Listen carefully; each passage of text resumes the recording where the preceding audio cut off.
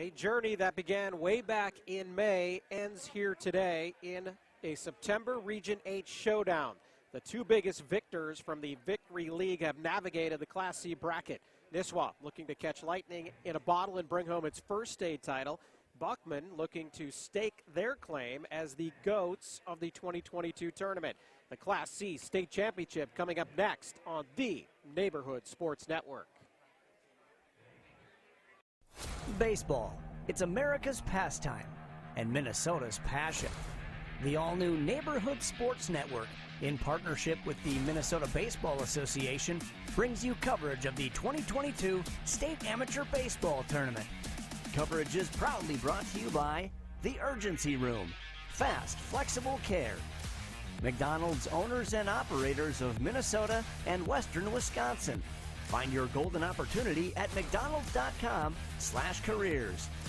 The Star Tribune, your home for the best prep coverage.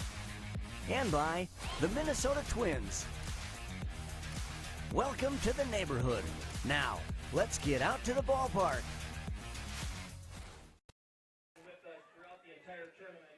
Hello, everybody, and welcome to Belfield in Faribault. I am Eric Murphy, Greg Wilford on camera. This is the Class C Championship for the first time since 2015. It'll be two teams from the same region meeting in the title game, Buckman and Nisswa.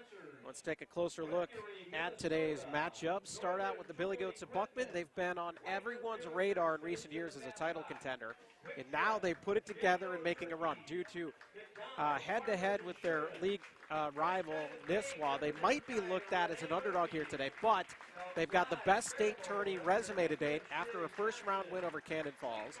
They took out an awesome Laverne team, then beat Waconia, Dumont, and Watertown, taking down the top two teams in the Crow River Valley League is as impressive as it gets. Watertown was the #1 overall seed and looked poised to cash in after missing out in last year's title tilt, but the Billy Goats got some clutch pitching from veterans and a hot bat of Noah Bozer, and here they are in the title game.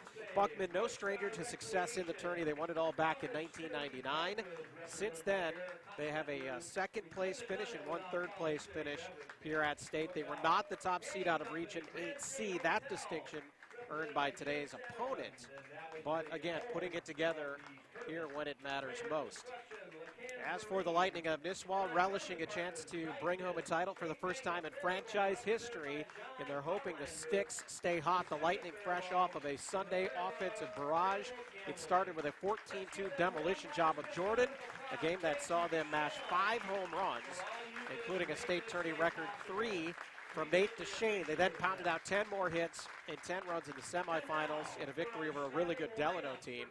Nisswa's journey to the final game looks like this. They received a bye in the first round after bringing home top honors in 8C, then took out Raymond 6-5 before battling a good New Ulm Brewers squad, 4-2 the final in that one. Then, as mentioned, the bats started to cook with the 24 runs yesterday. As mentioned, this is the Victory Northeast Showdown. These two very familiar with each other. Nisswa went 8-1 in league play. They beat Buckman, by the way, 15-3 and 10-4 in the regular season, 22-3 overall on the season at this point. Let's check in with the lineups here. Buckman being introduced as we speak. Pitching for the Billy Goats, number 24, Matt Kubit. Our designated hitter today, number 5, Travis Call. Taking to the first base for the Billy Goats, number 3, Joe Call. Playing second base, number 20, Jack Suska. And pitching today, number 4, from the Foley Lumberjacks, Drew Byer. And let's welcome the rest of the Billy Goats. The Billy Goats are managed by player manager Matt Kunis. And now let's meet the whole team, Nisswa Lightning. Leading off for the Lightning, number 22, playing center field, Cody Rudisoli. Playing second, number 41, third baseman, Nick Nelson.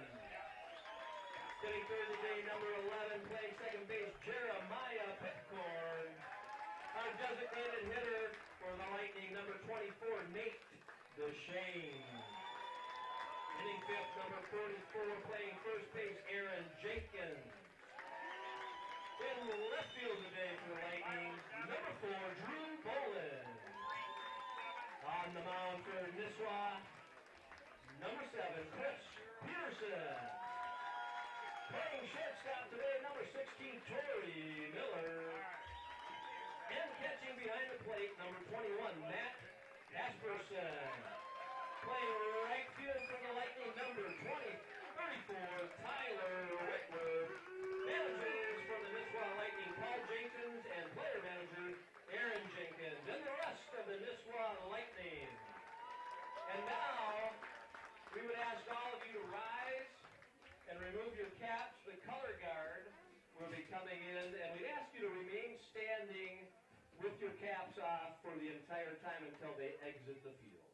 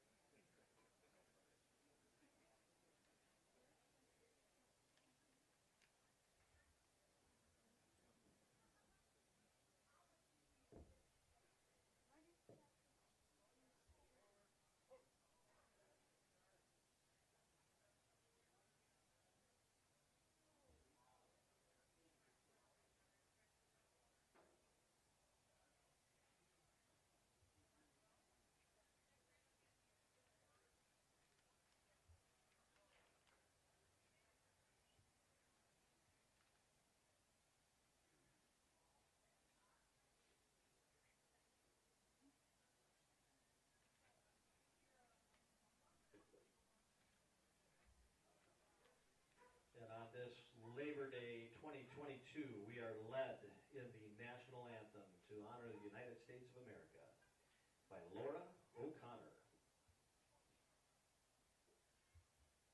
Oh, say, can you see by the dawn's early light what so proudly we hailed at the twilight's last gleaming, whose broad stripes and bright stars through the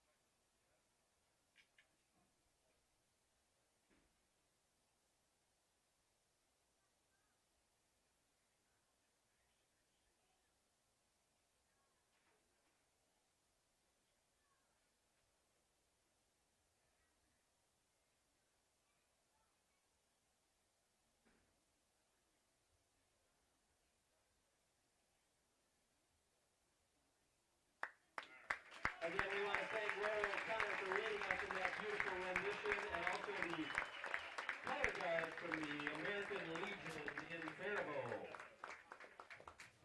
Before the start of our game, we do have a ceremonial first pitch today, too, by one of our great sponsors, College City Beverage. Couldn't have done it without them. All the adult beverages that we Inch have closer here. to first pitch here in Faribault. Eric, The Buckman Billy Goats will be the visitors against their rivals Nisswa, the Lightning. Again, out of the Victory League. These two separated about an hour's drive up north. And here they are meeting down in Faribault for all the marbles here in the 2022 Class C State Championship. Buckman will lead it off with Matt Taugis, then Lane Gertz, Noah Bozer, Aaron Weber, Andrew Ruckert, Matt Kumit, the player manager, doing the catching here again today. Travis Call, Joe Call in the 8th spot, and then Jack Suska will bat 9th. As for Nisswa, they will throw out Chris Peterson. So speaking to the managers, Paul Jenkins and Aaron Jenkins, co-managers here for Nisswa, talking to Paul before the game. And hey, it's all hands on deck. Who has enough in the tank to keep things moving? And he's going to tap Chris Peterson as his starter here in the state championship. Remember the Nate Duchesne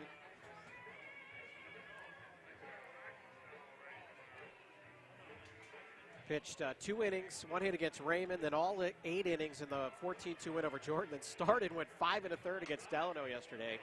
So Duchesne will probably not be available today. That's probably what we're thinking. But we'll see. And on the other side, for Buckman, they're going to tap fully drafty Drew Byer. We'll have more on him. And Buckman comes to the dish. So again, Nisswa, the red hats, the dark blue jerseys take on Buckman. We've got a solid color matchup here today, if you keep track of such things. As Buckman will be wearing their familiar lighter blue jerseys. And their blue tops, the orange piping. And a little love there at the plate as these two rivals get together. We mentioned 2 blowout victories for Nisswa in the regular season. These two did not meet in regions, but talking to Paul Jenkins, he filled me in on a really interesting almost between these two teams, as Nisswa in their region opener was trailing by 2 runs, 2 outs, 2 strikes to Caleb Strock and Randolph. We remember Caleb last year, the Class C MVP. And they were able to get a hit to clear the bases and win that game. If they would have lost that game, they would have had to have played Buckman in an elimination matchup in round 2 of regions. So how about that? These two narrowly missing each other in regions.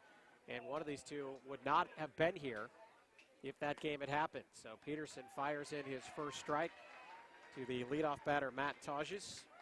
So 2-1 the count on Matt. 5 hits, 3 RBI, 5 runs scored for Matt. Also a stud on the mound, and we might see him pitch at some point here as well as he works the count to 3-1 now. Taugis, 2 complete game victories to start the tournament on the mound for Buckman. As Peterson hits the inside corner, count is full. But again, he will actually not start the game for Buckman, but will be on standby. As that pitch is low, ball 4. And Taugis works a leadoff walk. After the leadoff walk, that brings up number 8. Billy Goat shortstop, Lane Gertz. Lane Gertz, the shortstop for the Billy Goats. Hey, Gertz has been great. 8 hits in the tournament, 3 versus Waconia, 2 in wins over Dumont and Watertown. He's got 2 RBI, 7 runs scored from the number 2 spot in the lineup. Both managers perhaps expecting runs to be put on the board here today. These two hot lineups. Your pitching obviously stretched as thin as it can possibly get. Peterson able to strike, pump in strike number 1 to Gertz. Gertz swings, drives it to left. Going back, it's going to go off the wall.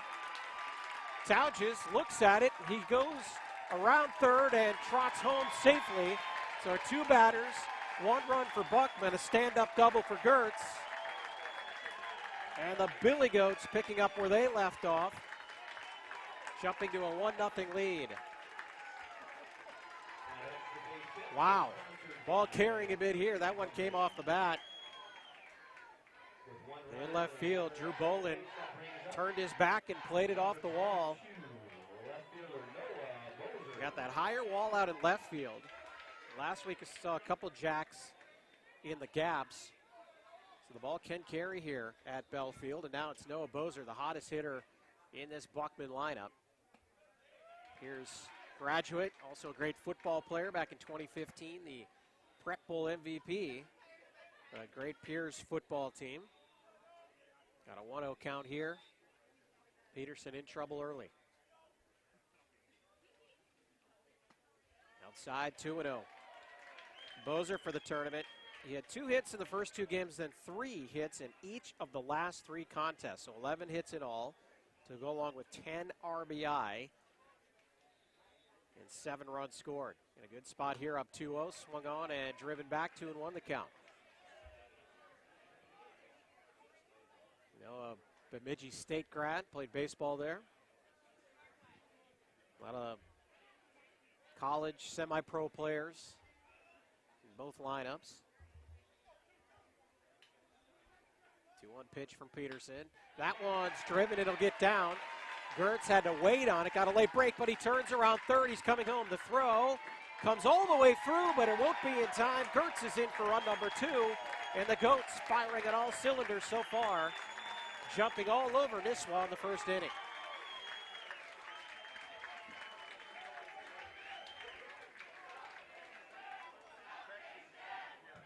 Next up for the Billy Goats, number 34, third baseman Aaron Weber. RBI single for Bozier, and Aaron Weber now steps in. Before he does, Paul Jenkins wants to come out and talk to Peterson. How soon do you make a change? Well, we've got the bullpen up for Nisswa. Take this opportunity to thank again some of our great platinum sponsors, McCann's Marine, If you're looking Grand State Hotel, Faribault, Haven Company, College City Beverage, North Star for Recreation, and possible arms to come out of the pen, Shemileski, another draftee. He's a college kid, though, so Jenkins only has so many pitches he can coax out of him.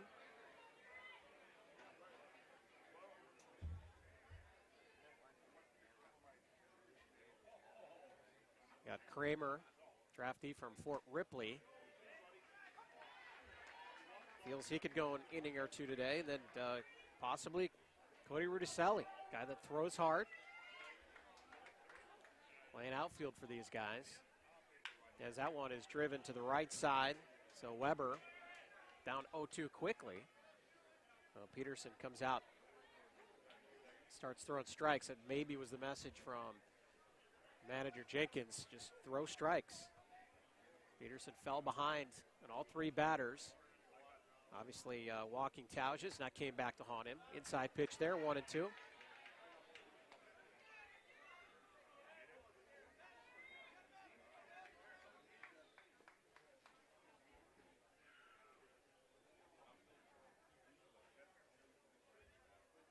That one driven up the middle. And 2 on, still nobody out. Back-to-back singles now after the RBI double by Gertz. So the Goats lineup staying hot. That one was hit just over Torrey Miller at short.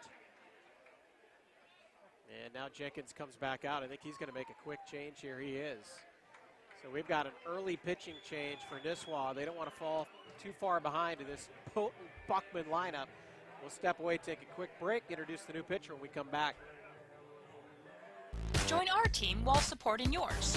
The all-new Neighborhood Sports Network, NSPN.TV, is looking for camera operators and broadcasters for our live game streams. The atmosphere of sporting events can't be beat. Be a part of the action with flexible scheduling and guaranteed game rate pay. If you're a student or adult looking for an opening into the world of sports media, or to just make a little extra cash, send us an email at jobs@nspn.tv. Welcome to the neighborhood.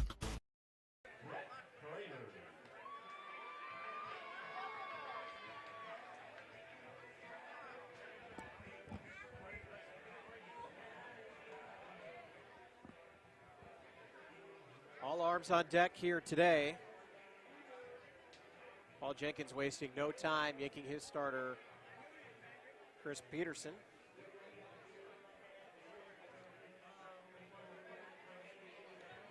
So Peterson responsible for the 2 runners on. Surrendered 3 hits, 2 runs so far. And Matt Kramer, the draftee from Foley, is in. Or Fort Ripley, excuse me. His first pitch swung on and missed by Andrew Ruckert. Ruckert, the right fielder. Golden opportunity here. Again, 2 on and nobody out as Kramer curves that one over the outside corner. He's quickly ahead with 2 strikes on Ruckert. Working quickly, that one chopped to first. Aaron Jenkins turns to second, and then wisely just pitches it over to Kramer to get the 1 out.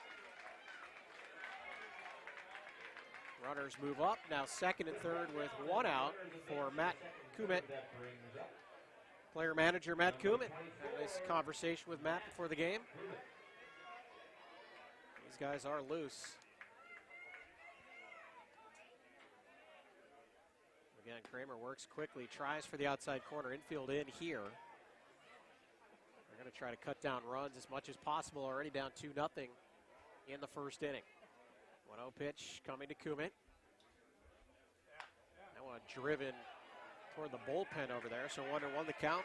And by the way, Kramer, he's pitched in 3 games, a total of 11 innings, gave up 4 runs yesterday against Delano.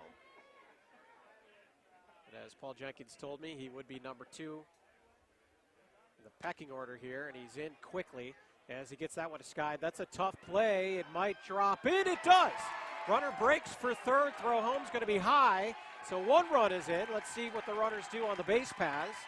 They'll both advance 1 spot, so it'll still be second and third with 1 out. As Bozer scores easily.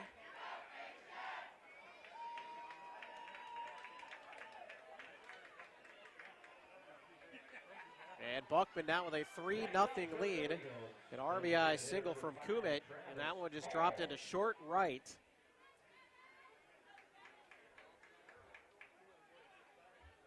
And again, still second and third now for Travis Call. All DHing here today.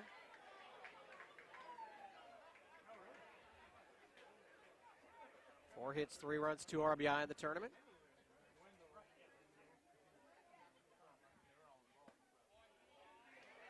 Kramer nibbling on that outside corner. It's 3-1 now the count. Actually, it's 2-0, I believe.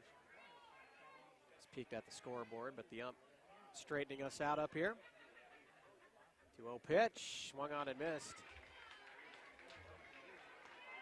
Here Buckman already up 2-0, and also getting the hit to just drop in like that. Fortunes on their side early in this contest, as well as the great hitting. Cut down at third, throw comes home, and out at the plate is Aaron Weber for out number 2. So great play there by Nick Nelson at third. Infield in for that exact reason. With 2 down, that brings up first baseman number 3, Joe Call. And now it's Joe Call's turn. Joe, the third baseman for Buckman, or first baseman, excuse me. Number 8 hitter in the lineup. 8 batters already up for Buckman. 3 runs in, 4 hits. Now with 2 outs and runners on the corners. Joe Call takes strike 1.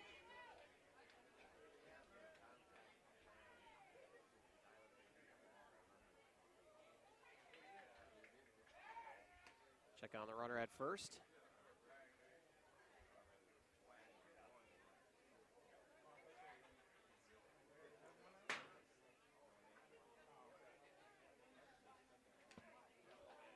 Swung on and tipped off the catcher's chest protector.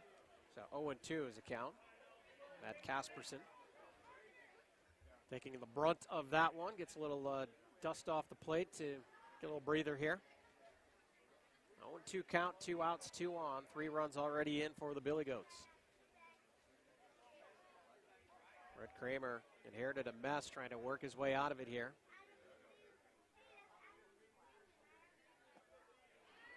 1-2 the count.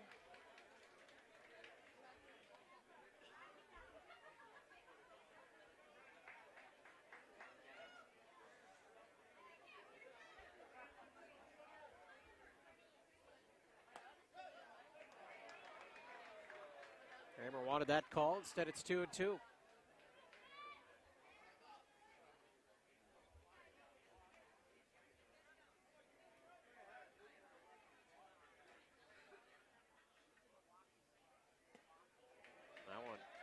Way inside. So Call has worked the count full here.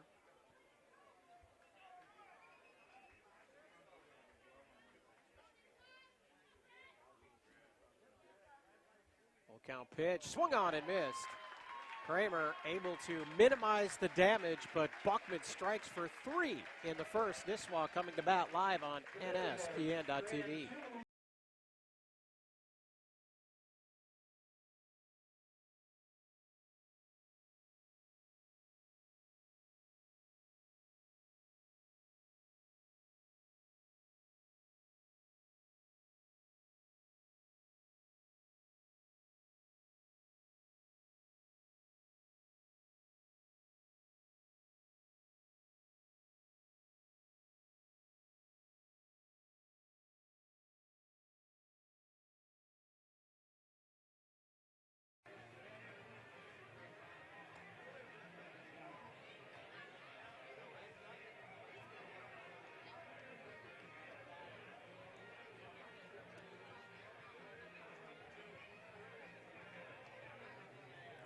In speaking with player manager Matt Kumit of Buckman before the game, he expects a shootout here today.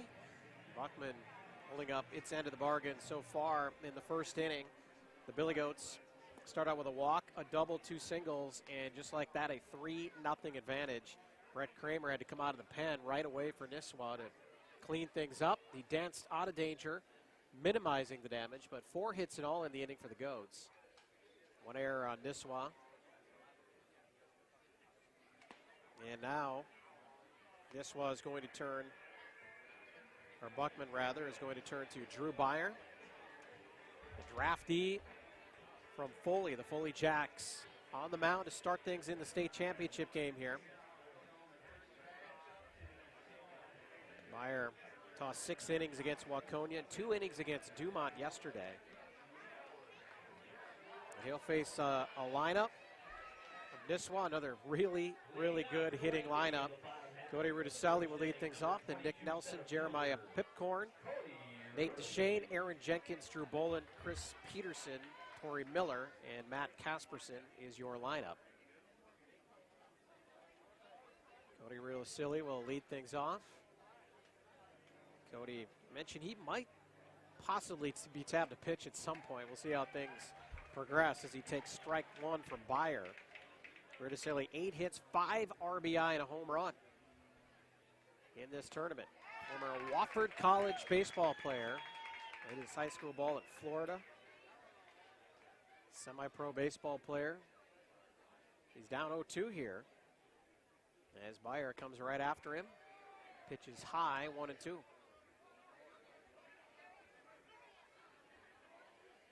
Overcast day at times. Sun is out right now as a 1-2 pitch is knocked into right. So it's now Nisswa getting things going early on. As the leadoff batter, Rudicelli, starts us off with a single. After the leadoff single, that brings up number 41, Lightning third baseman Nick Nelson. Nick Nelson, third baseman, saw him play a nice play up on the infield there. Cut down a runner at home in the top of the first. And Nick, can say about him in this tournament, he's just been solid in the number 2 spot. 4 hits, he's got a tally in every game, but 6 RBI from that number 2 hole. Swung on, driven to right, This one looks like it's going to hang. Under it is Bozer. And out number 1 for the Lightning. With one down, that brings up Nisswa. Second baseman, number 11, Jeremiah Pitcorn. Jeremiah Pipcorn coming to the dish, the veteran 41-year-old. Sauk Rapids Rice High School, former home run champion at North Dakota State. Hit 49 collegiate home runs for the Bison.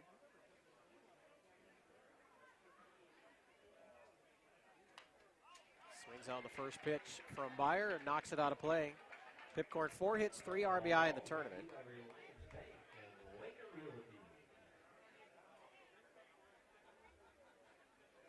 A lot of the damage in this Nisswa lineup done by the guy on deck and Nate DeShane and Cody Rudicelli. Those two have been terrors in the lineup here in the tournament.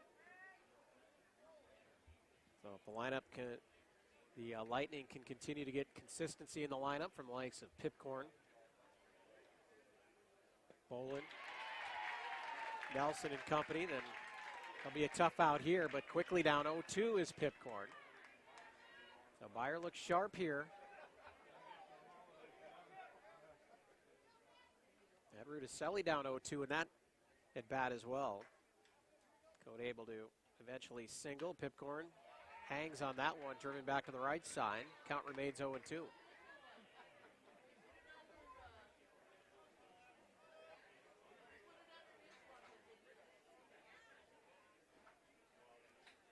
Nisswa's best finish was 3rd place, 2015.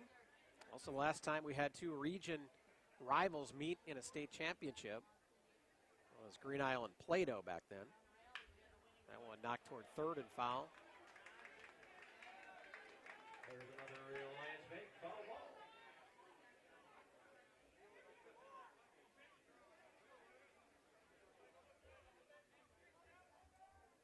Nisswa in the tournament for the first time since 2019. Received a bye that year as well.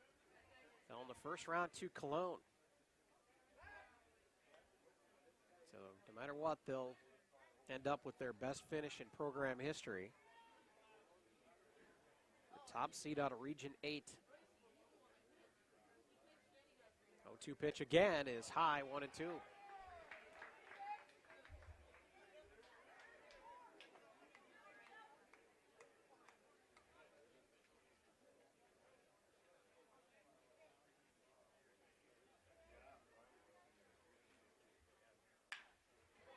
That pitch driven, and it finds a hole on the left side. So 2 singles now.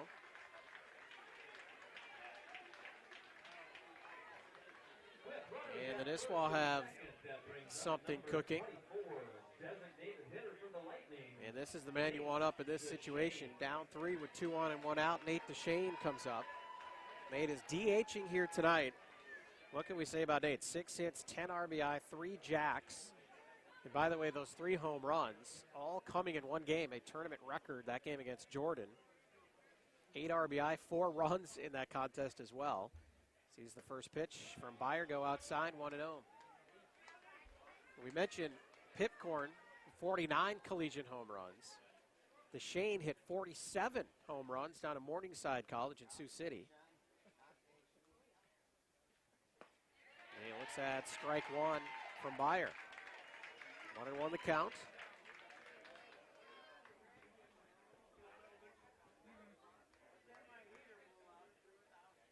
Again, 1 out, 2 on. Top of the first inning. Shane watches that one go outside low. 2-1.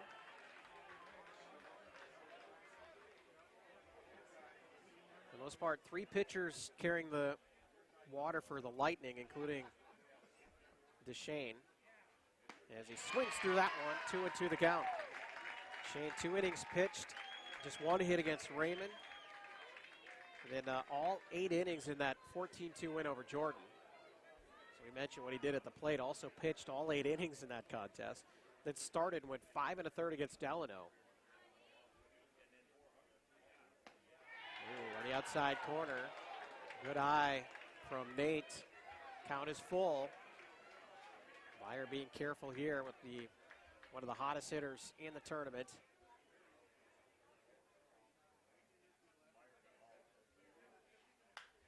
One driven high into the infield. Who's going to call it and take it? Drifting in from third and sticking with it is Aaron Weber. That was sky high, and the sun is now out as well.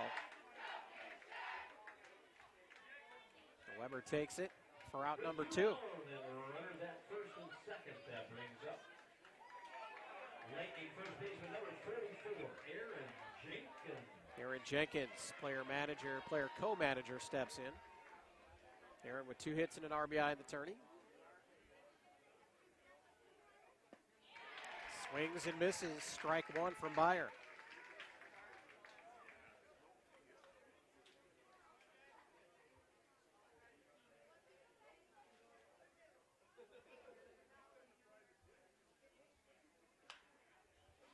Sky to the right side. There might be a play. A lot of foul territory over there. Tracking it down and hauling it in is Joe Call.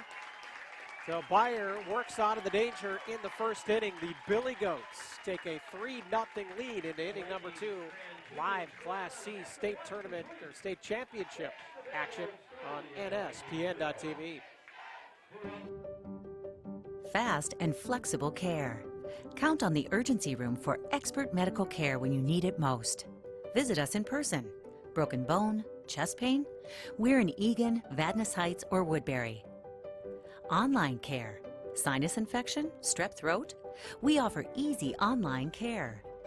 Major to minor, we can provide the level of care you need. Visit urgencyroom.com. Mobile check-in now available.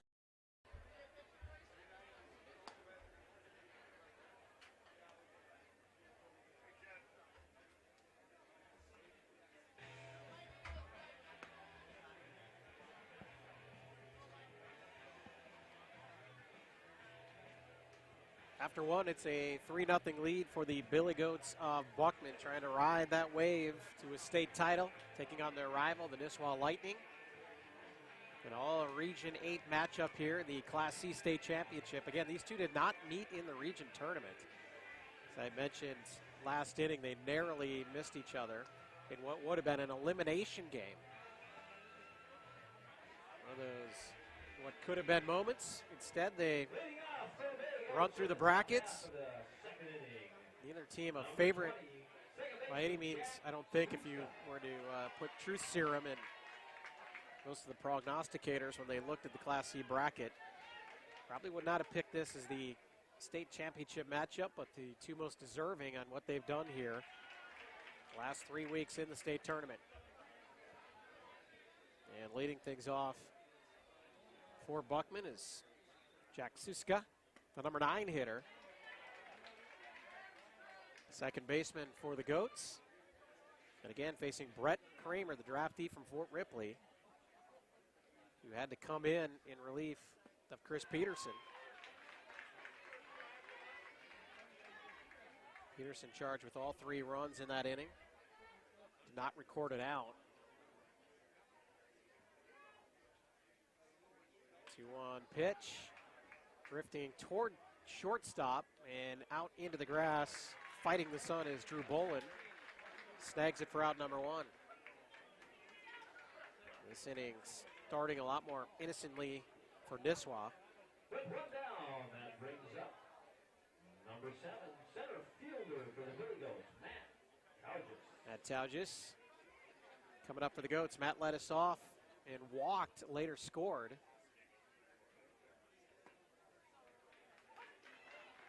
Get our scoreboard updated for you there. It is the second inning. A 1 count. Again, Taugis faced Peterson in that first inning. Check swing there. They are going to check at third. No swing. 1-1 the count, 1 out, top 2. And Taugis walked. Gertz doubled, and then back-to-back singles by Bozer and Weber.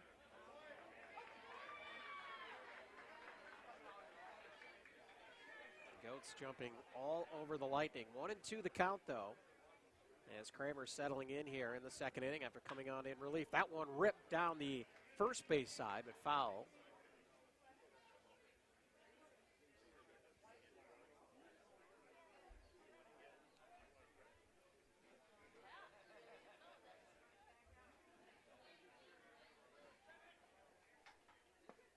one curves over the inside corner, called for strike 3. And Tausch is going to run as it went into the dirt, but Casperson just kind of tosses him out. Those two talking things over. Obviously, teams pretty familiar with one another. So they have a good laugh about it. Goes in the scorebook as a strikeout. And now it's Lane Gertz, an RBI double his first time up. He ripped it off the wall and left. Again, that against Peterson, now facing Byer for the first time in this game. Byer pumps in strike number 1.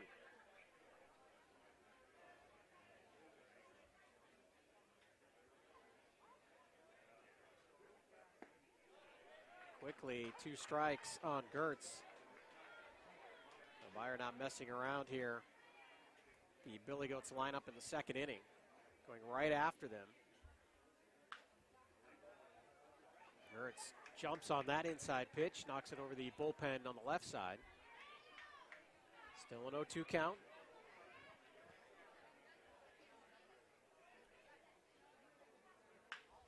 Down the third base side, a little closer this time, but foul.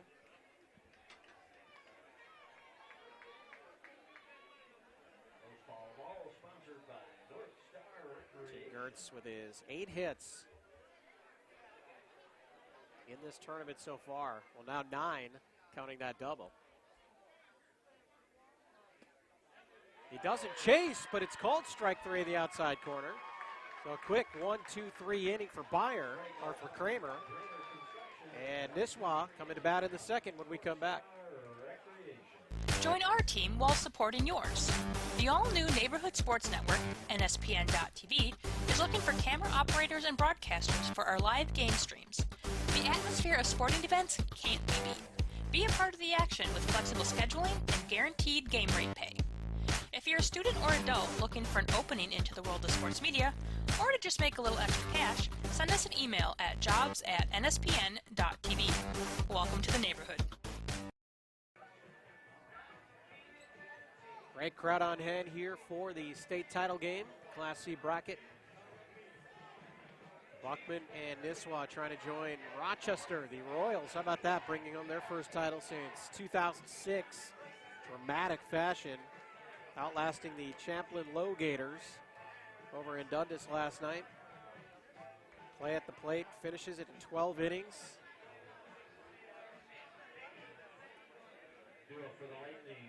Rochester ran the table in that Class B bracket. Always loaded with talent. Rochester felt pretty good about coming into the year. Probably in particular after Chanhassen was dethroned early on in that tournament. So Drew Boland's going to lead things off for Nisswa in the bottom of the second inning.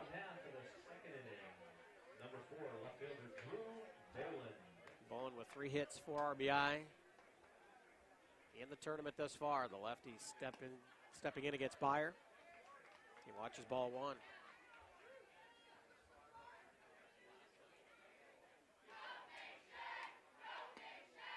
Outside corner, 1-1 the count. So Byer, the starter here, draftee from Foley. I have to suspect Tausch maybe at some point comes into this contest. See how things progress here. Mentioned Tausch's 2 complete game victories in the first 2 rounds. He did throw a couple innings yesterday, as that one is ripped toward the gap. Will it get down? It does. Boland rounds first, takes a look at it, now chugging for second. He'll slide in safely with a double.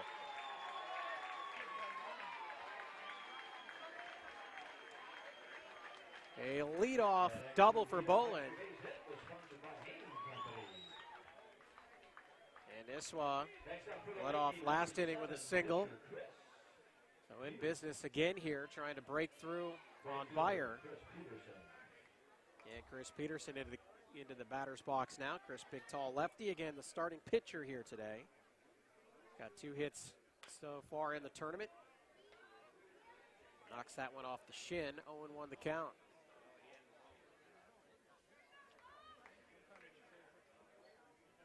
This was 10th overall appearance in the state tournament. about history. Their first tournament appearance way back in 1938. One of the great things about the tradition of town ball, the lengthy history of these programs. Never having won a state title. 1-1 count to Peterson, swung on and missed, 1-2. And Nisswa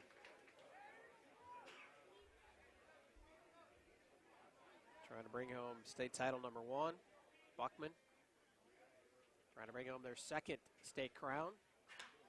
As Peterson makes contact here, another tough play. Who wants to call it off and make it? And coming in and not able to haul it in center field. That's Tausches. He had a long run. As you can see, Gertz at short. And Suska at second. We're going back on that play. Tausches running in, fighting the sun. And it's going to be an error on Matt. So Boland not able to advance on the play, had to hold up.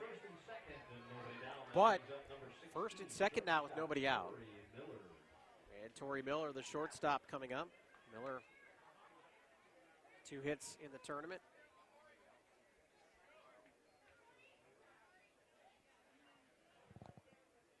Infield in at the corners. Bunt is shown. It's a hard bunt, goes over the grandstand. As Nisswa wants to play a little small ball, try to put some pressure on Beyer and company.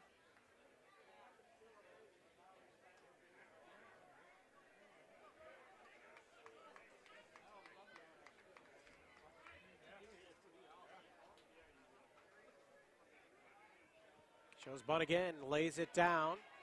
Play is to first. For out number 1, both runners advance.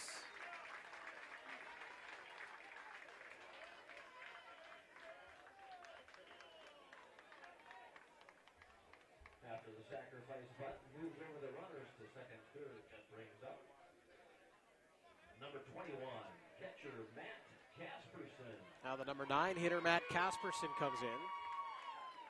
The Lightning catcher has a hit and an RBI in the tournament. Big spot here. Bottom 2 with this team down 3. Runners on second and third. First pitch from Byers outside.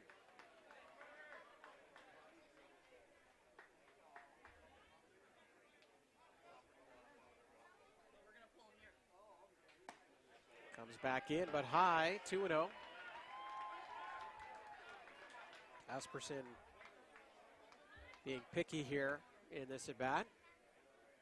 Gonna wait for one he likes. There's strike 1, 2-1.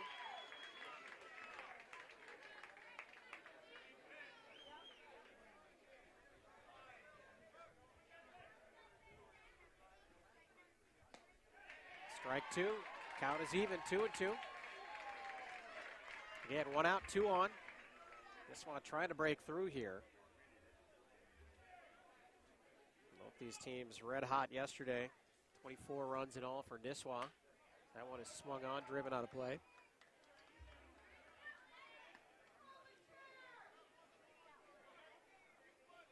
Look back on the brackets. And Nisswa taking out Jordan and Delano. Big game hunting, so to speak, for the Lightning. Same can be said about Buckman as the 2-2 pitch is outside. Count is full. As we mentioned earlier, Buckman took out top-seeded Watertown. Beat Waconia earlier in the tournament as that one is ripped towards short. The play is to first. They'll give up the run. And this was on the board. 3-1 our score now. Boland comes in from third. Peterson moves up to third. And Casperson gets the fielder's choice RBI. Number 22, center fielder, Cody Russell. Good spot here for Nisswa. Now you're one of your top 2 hitters up, and Cody Rudicelli. He's got a single already in this game. Peterson standing on third, now 2 outs. The Lightning off the Schneid, and we'll see if they can piece a couple hits together here. From the top of the lineup, 1-1 the count.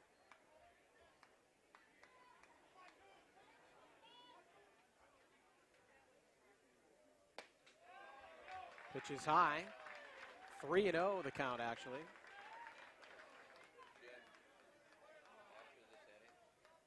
Rio pitch. Rudicelli is taken for ball 4. Meyer obviously being careful with Cody in that spot. And now it's Nick Nelson's turn. With runners at the corners, that brings up Lightning third baseman number 41, Nick Nelson.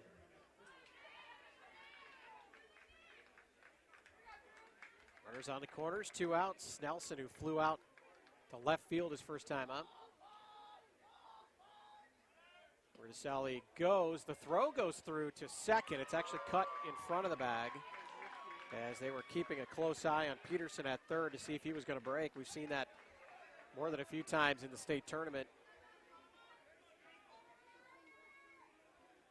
Draw the throw and break. Now it's back to the batter, and it's hit toward center field. Tao just going back toward the wall. He cannot haul it in. Oh, no, he did. He made the catch. Wow. Tao just goes back to the wall, jumps at the base of the wall. And we're going to see it here on the delay. Get a little replay action. He indeed able to haul it in. Tauges, a highlight play in center field from the naked eye. It looked like the ball came loose. The umpire actually called it safe. But then he held it up in his glove and he was called out. So Nelson gives it a ride. But Tauges equal to the task, saving 2 runs on the play, 3-1 score after 2 at Bell Field in Faribault.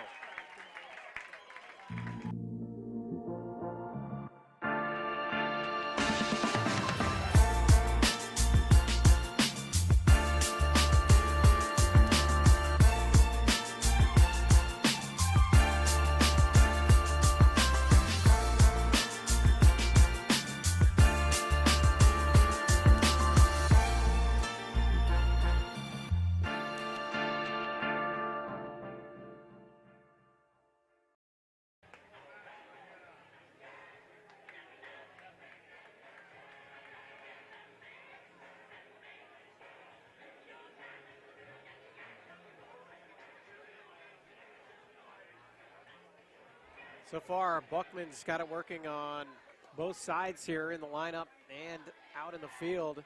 Matt Tauges, who, by the way, had an error earlier in the inning, had that long run where he couldn't haul it in. He got to the ball, but it went off his glove for an error earlier in the inning. Then Tauges crashing into the wall in center field, jumping up, making a highlight catch, and saving 2 runs in the process.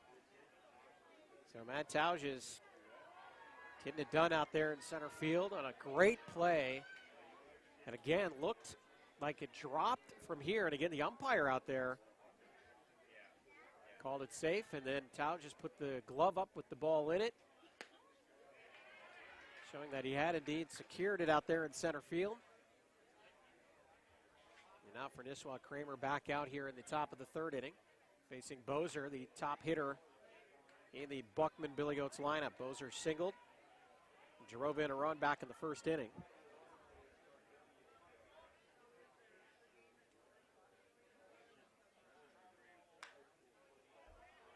He liked that one, but couldn't get his full body into it, so they fly out to center field. Rudicelli snags it for out number 1. With 1 down, that brings up Billy Goat third baseman number 34, Aaron Weber. By the way, the 3rd inning is brought to us by Aaron Weber, who also singled his last time up.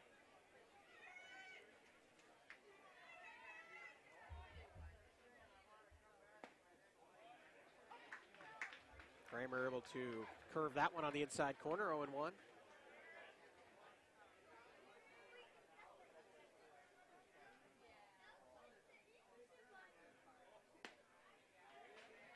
Weber refuses to chase that outside pitch. 1-1 the count, 1 out. We're in the top of the 3rd inning.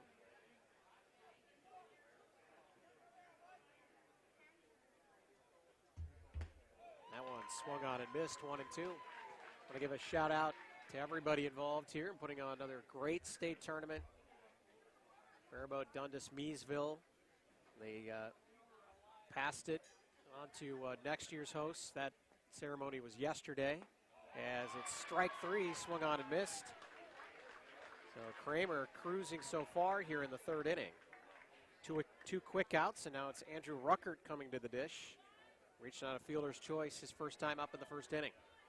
But it's DDL taking over. Dassel Delano Litchfield will be the host next year.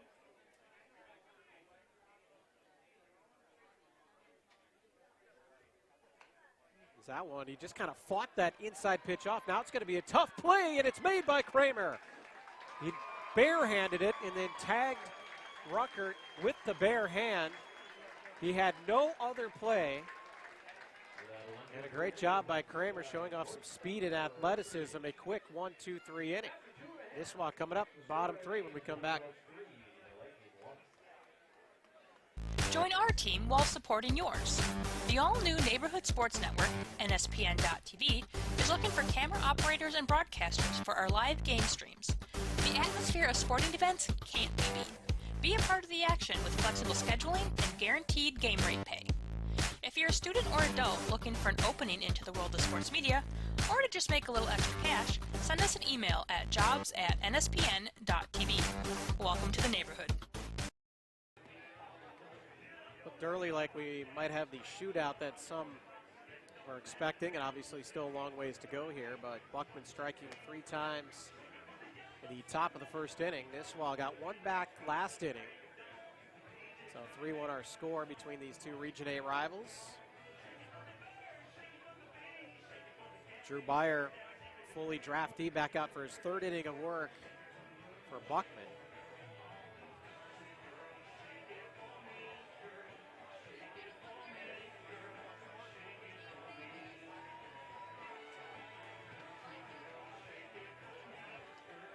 Mike Byer, also a draftee from Foley. He pitched yesterday. 51-year-old.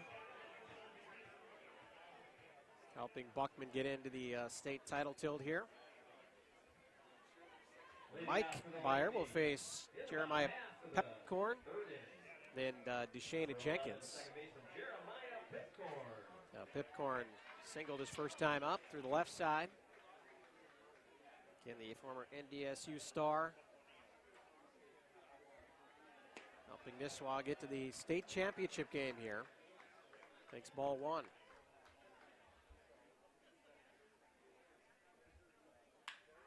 And he's going to get another one down. That one drops. Can they cut it off?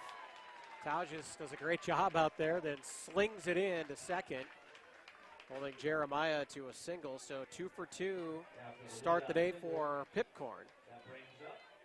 And here we go with Nisswa as Nate Deshane comes up. Deshane flew out his first time up. Deshane in the record books for that 3 home run, 8 RBI, 4-run game against Jordan.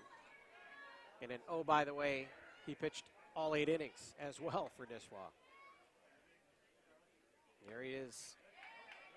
In a big spot early. Trying to keep things moving for Nisswa as they try to claw their way back into this one. That one gets by Kumit to the backstop. Trotting down to second base is Pipcorn. And now a runner in scoring position for Deshane. 1-1 to count on Nate, by the way. But as we were saying, I'm going to give it up to the tournament directors, everybody here at Fairmont, Dundas, Meesville, for putting on a great show. 1-1 pitch. It's driven over the grandstand, 1-2 now. Think of last week, all the weather had to deal with over in this side of the state. Games got backed up. Want to give a shout out to Waconia for stepping up and allowing their park to be used as well for a couple games. All hands on deck to get us to this spot, the final game of the state tournament. 1-2 pitch to Shane to center. Tauges trotting in, sizes it up, and it's out number 1.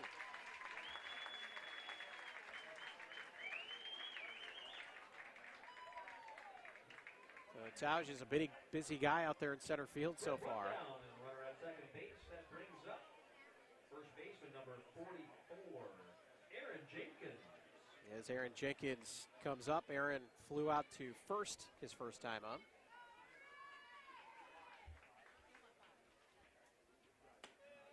And Aaron, the player co-manager, along with his father, Paul. Paul, a great guy. Had a great chat with him before the game. 1-0 pitch. Strike one. Also the great cooperation from all of these squads all the way through, really helping us put on a great broadcast here at NSPN.TV. 1-1 pitch. Jenkins looks at ball two. We could not put on these broadcasts without the cooperation of everybody involved. We don't get the great backstories, little tidbits on these rosters if we don't have the great communication. It is outside ball three, 3-1 now. Byer kind of looking in, saying, where did that one miss? 3-1 pitch. It's outside, ball four. Byer working his way into a little bit of trouble here. First and second with one out for Drew Bolin. And Bolin doubled the last time up. First and second, one down. That brings up Lightning left fielder number 4, Drew Bolin.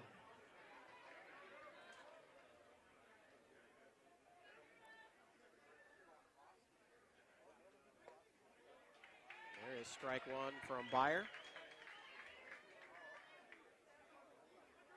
Teams with 4 hits and an error.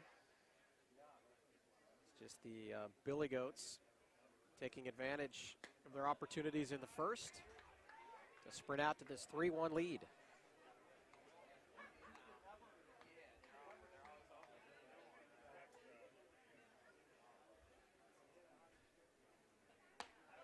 Pitch is outside, 2-1 the count. Chris Peterson on deck.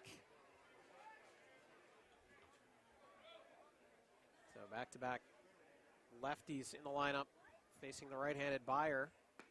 He's trying to work his way out of a jam. 3-1 the count now.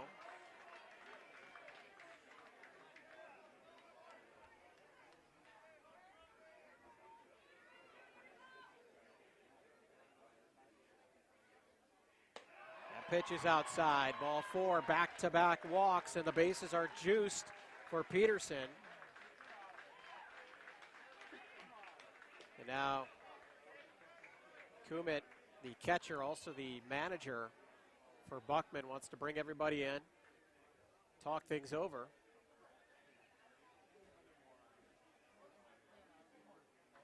See if Byer can work his way through this. See, Tausch is looking in from center field saying, hey, I'm ready to go if you need me.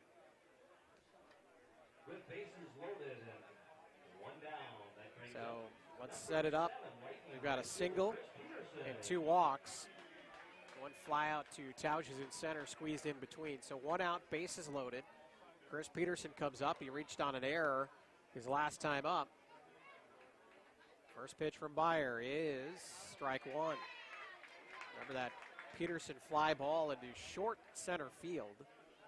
Tausch was on his horse. He got there in time but couldn't glove it. 0-1 pitch.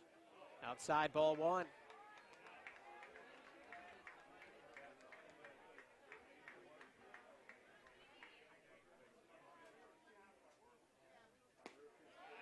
Two and 1 the count. Pipcorn at third, Jenkins at second, and Bolin at first. 2-1. The count to Chris Peterson at the dish. Inside, ball 3. All three, the last 3 batters, all took 3-1 counts. Byer walked the last 2. Right down the middle for strike 2. Count is full.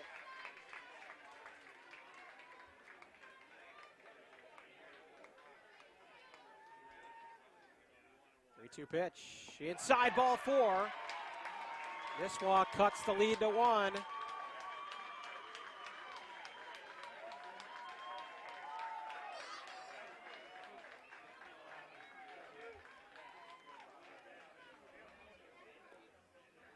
And now Kumit He's peeking into center field, and Tausch is out there.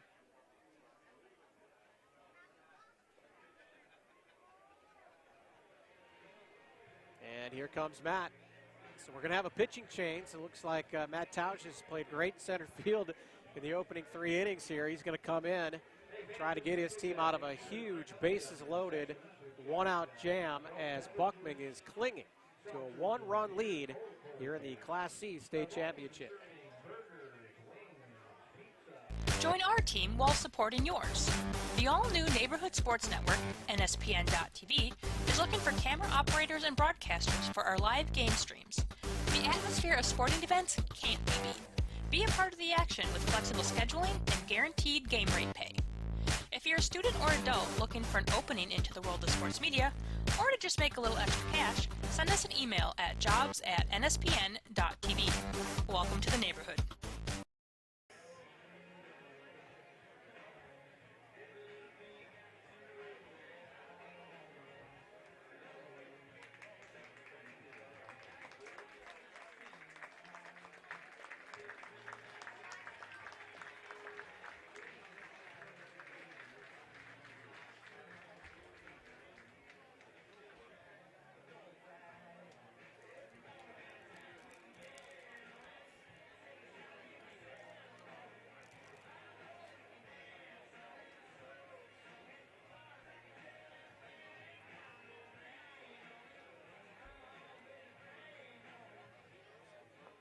Pitching for the Billy Goats, number 7, Matt Tausch.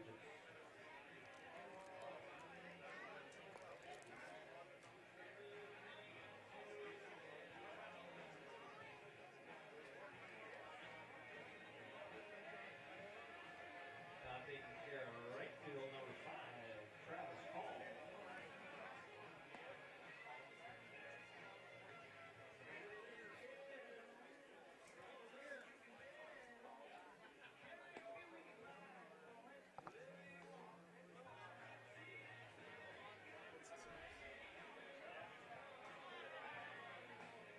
Number 51, Andrew Rucker, taking care of second field.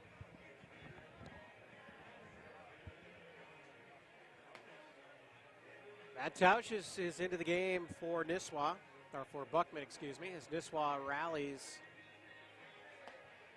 And they're down just 3-2 now, 1 out, bases loaded. So Matt coming in to carry his situation. Again, brilliant the first 2 games of the tourney. Started out with 2 complete game victories, surrendering just 8 total hits in those games, by the way. And as mentioned, tossed 3 innings against Waconia and then 3 1/3 clean innings yesterday against Watertown. But again, all arms on deck here. We'll get you some other changes as Travis Call goes to right field. And Andrew Ruckert moves over into center now, where Tausch had been playing, and been playing a brilliant center field so far for Buckman, saving 2 runs with that big catch last inning. But now he's got to save even more runs from the mound. First pitch inside to Torrey Miller. Miller, the shortstop for Nisswa. Sacrifice bunt his first time up. So again, 1 out, bases loaded, and it's strike 1, 1-1.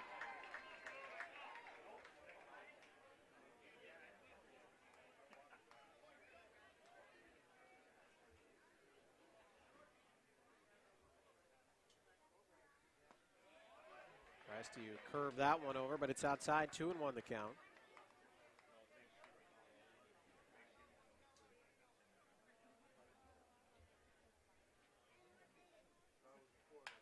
That one driven to right, could drive in a run. Catch is made, the throw coming through, actually it's cut off at first, so Pipcorn scores easily, or Jenkins, excuse me, scores easily. And that ties the game 3 apiece. So 3-3 the score now on a sac fly RBI from Torrey Miller. With 2 down, and runners at first and second. That brings up number 21, catcher Matt Casperson. Now Matt Casperson still with a chance. A runner in scoring position. Pitch from Tauges inside, taken for ball one.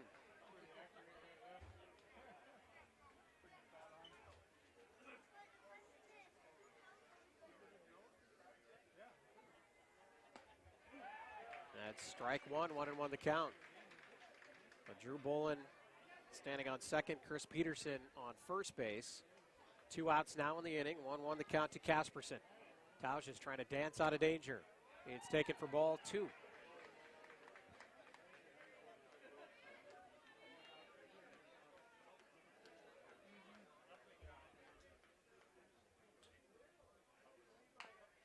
That one dribbled off to the left side, 2-2 the count.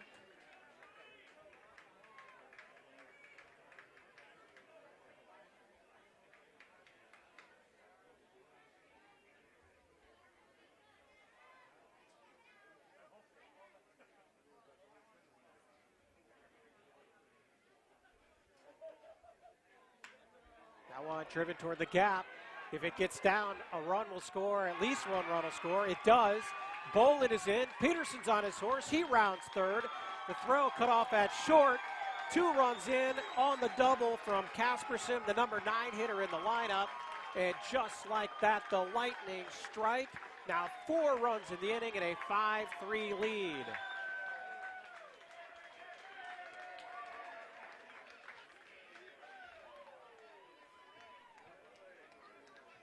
Next up for the Lightning, leadoff hitter number 22, center fielder Cody Rudicelli. Back to the top of the lineup as it's a 5-3 lead for the Lightning. It's Cody Rudicelli. A single, a walk, and a stolen base so far for Rudicelli. Big strike one from Tauges.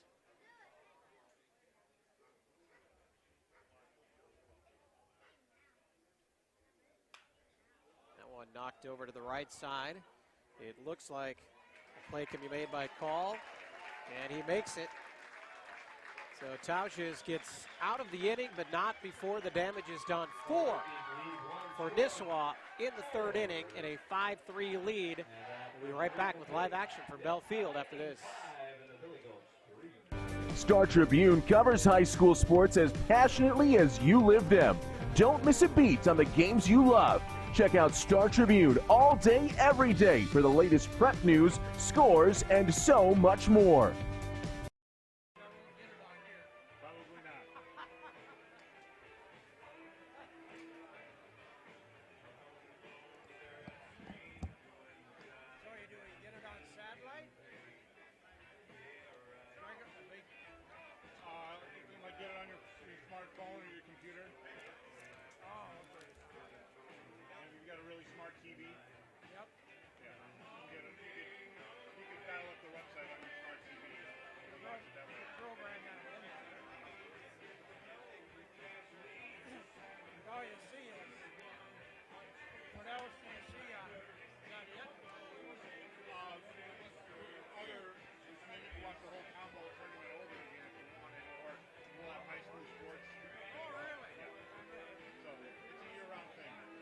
We move along to 4th inning action here, and the script has been flipped. Nisswa, the Lightning, score 4 times in the bottom of the 3rd.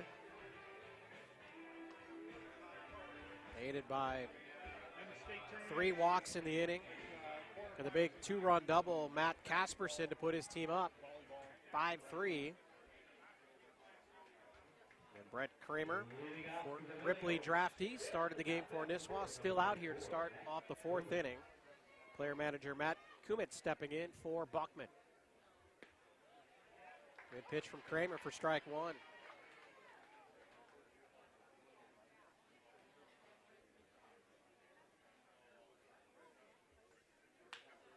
Oh, he knocks into that one, and drifting over and making the catch in center field is Rudicelli for out number 1.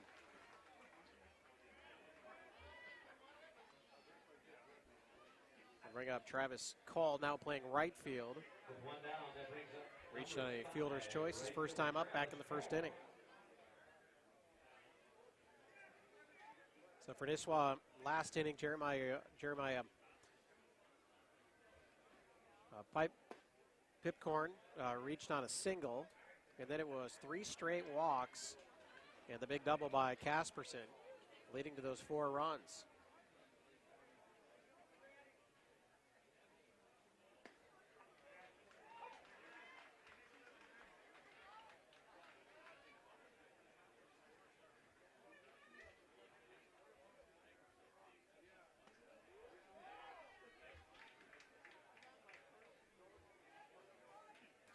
Two-one count on Travis Call. 1 out for Buckman in the top of the 4th. Buckman scoring all 3 of their runs back in the 1st inning. Off from starter Chris Peterson. For Kramer came in. Said that he started the game. He did not, but he did come in with nobody out back in the 1st inning. So his workload pretty much the same as he walks Travis Call here.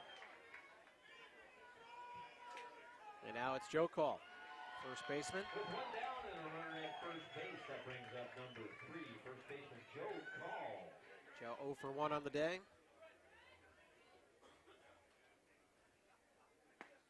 And he takes strike 1.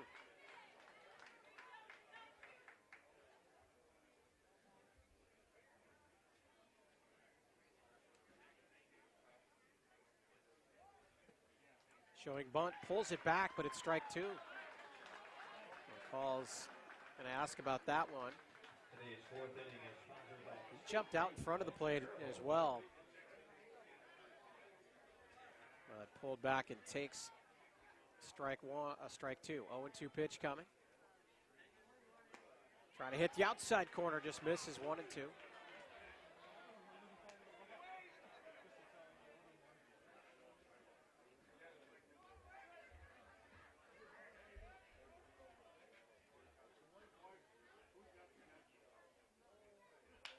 That one driven back up toward the middle. Play at short is there.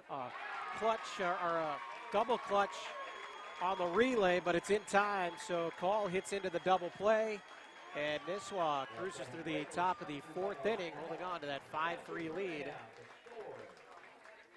Lightning 5, Billy goes 3.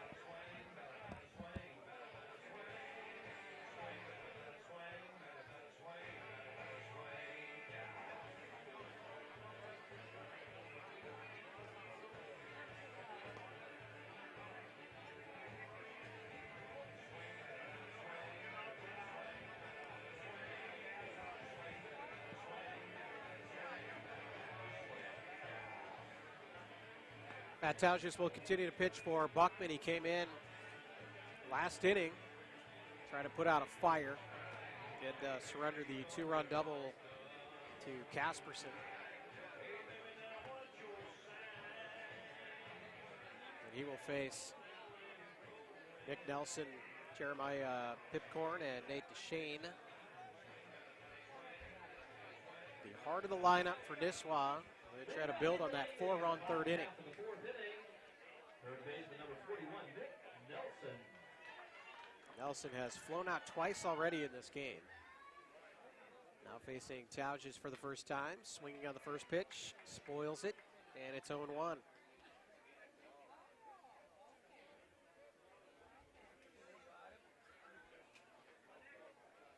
The Billy Goats making their 11th overall appearance. Mentioned they finished 2nd and 3rd in the state tournament. Or 1st, 2nd, and 3rd on their resume. So that, if you think about it, few teams can claim they've got a 1st place, 2nd place, and 3rd place finish in franchise history. 1-1 pitch to Nelson, taken for strike 2. And speaking with Paul Jenkins, co-manager Nisswa staying humble, said, hey, we took care of these guys in the regular season, but we never had to face their top pitcher. Assuming that he was referring to Tauges as Nate blows by Nick Nelson, or Matt does, excuse me, for strike number 1. So Matt Tauges settled in perhaps here a bit, the bottom of the 4th. But now facing the 3 and 4 hitters as Jeremiah Pipcorn comes up. Pipcorn has 2 singles in this game. Scored a run last inning. Also started that 4-6-3 double play to end the Billy Goats 4th inning.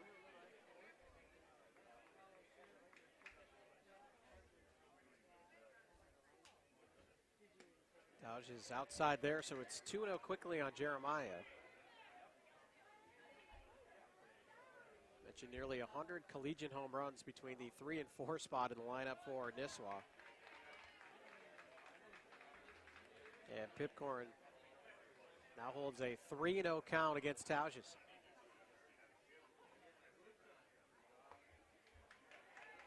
Pumps that one in for strike number 1.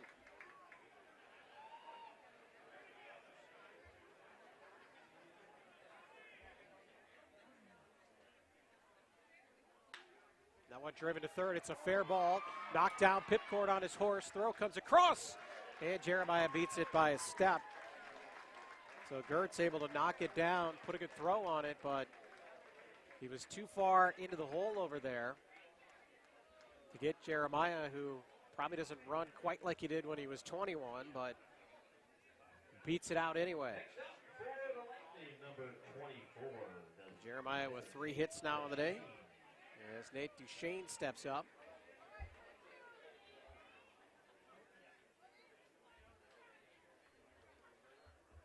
They're actually going to put an error up on the play, so that's E5 is the decision.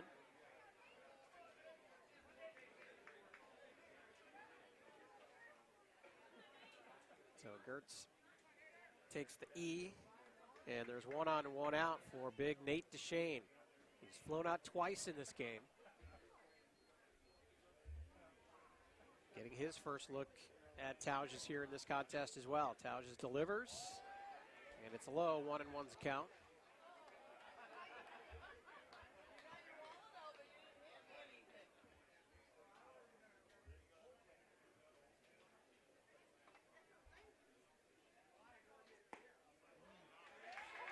Duchesne thought about it there. Nate thinking that one looked tasty. Holds up, takes strike 2.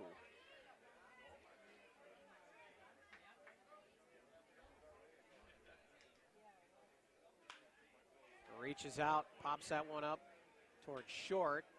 Racing back into the grass to make the play is Gertz. So it's actually Aaron Weber playing third, so Gertz at short. So sorry, Lane, for giving you the error. It was actually Weber. With 2 down, that brings up Lightning first baseman number 44. Instead, it's a nice defensive play by Gertz, and there are 2 outs now in the inning. So 1 on 2 outs, Aaron Jenkins up. Aaron walked and scored last inning.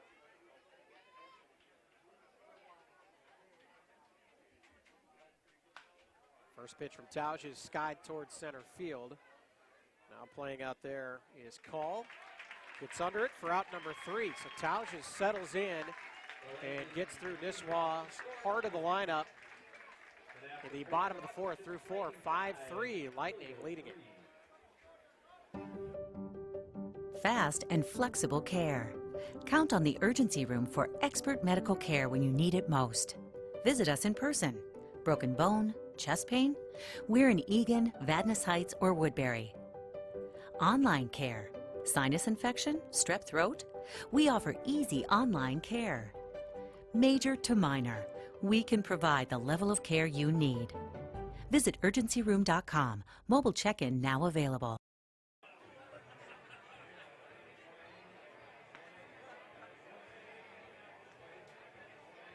Great way to spend Labor Day, cheering on your favorite state amateur baseball team, or maybe you're just a fan of the sport and you want to watch great ball.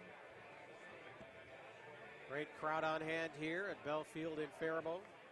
You're looking at the Buckman Billy Goats cheering section. They had a lot to cheer for early in this contest. 3 runs in the top of the first.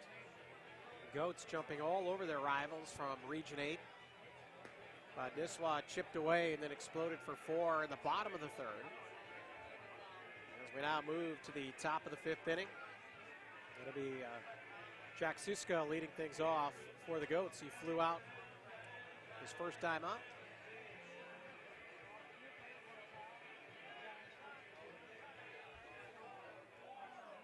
Suska, another consistent bat here in the Goats lineup. 10 hits coming into today. 3 in that Waconia game, 3 RBI, and an impressive 7 runs scored from that 9-hole.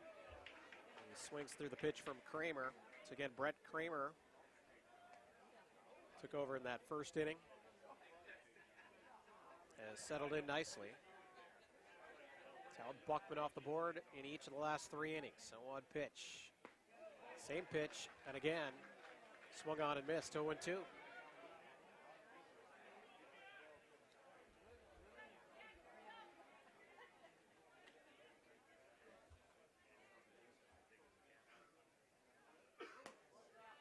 Kramer goes way outside, tries to get Suska to chase.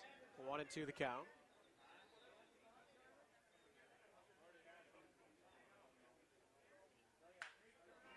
Goes back over the plate. That one hammered to center, but Rudicelli takes about a step and a half back, grabs the line drive, out number 1. Lineup turns over. Now Tauge's leadoff hitter up. Tauge has walked his first time up and scored back in the first inning. Then he struck out against Kramer in the second. For the Millions, number 7 pitcher Matt Tauges.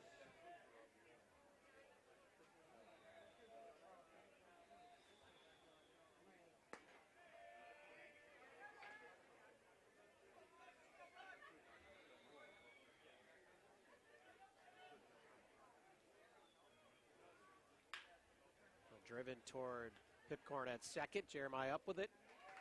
Tosses it over to first. Quick second out here for Kramer. And now it's Lane Gertz who doubled, RBI double back in the first, and he too struck out his last time up in the second inning against Kramer. With 2 down, that brings up number 8, shortstop Lane Gertz.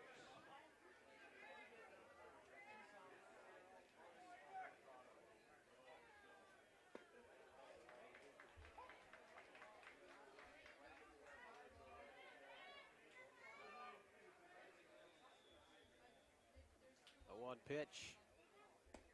Kramer trying to get him to chase. And a look down to Terry Helgett, and he's shaking his head. Said, yep, strike 2. 0-2 the count. And he gets him to chase.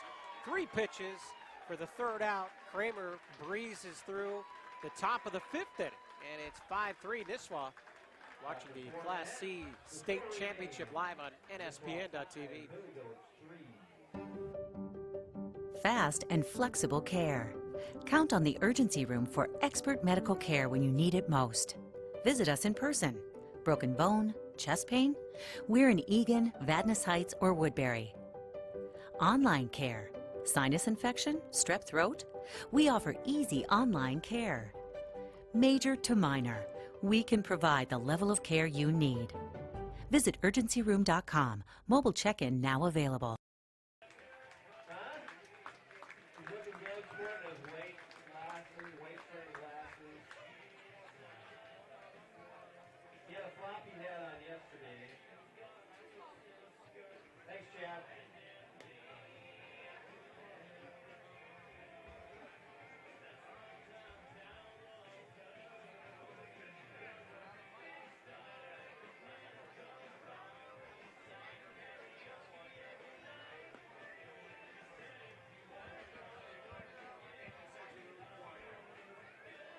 Also, if you'd help me thank that grounds crew, the Faribault Acre grounds crew, been working their fannies off for 3 weekends in a row, keeping the field looking awesome. Great job, gang.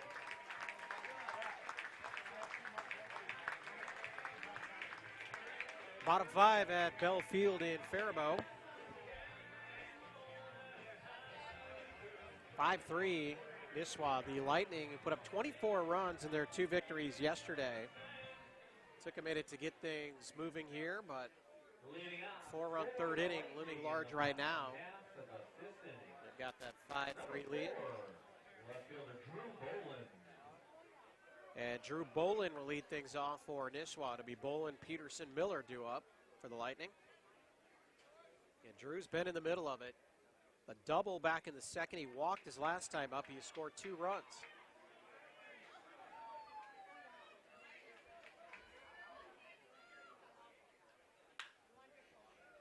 First pitch swinging. Ground ball to 2nd. Throw over to Call at 1st. And a quick out number 1 for Tauges.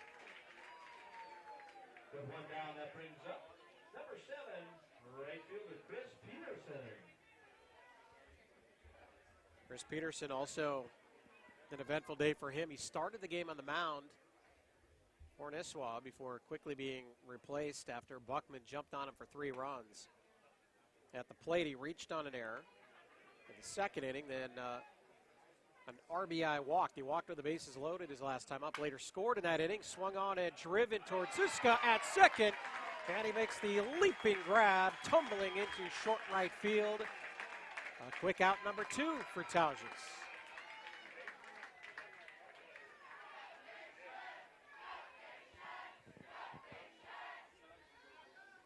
With 2 down, that brings up shortstop, Nisswa shortstop, number 16, Torrey Miller, the shortstop, comes up, sack bunt back in the 2nd inning, and a sacrifice RBI in the 3rd. So by my account, no official at-bats yet for Miller. That all was brought to you by Reliance Bank and Wagner Realty.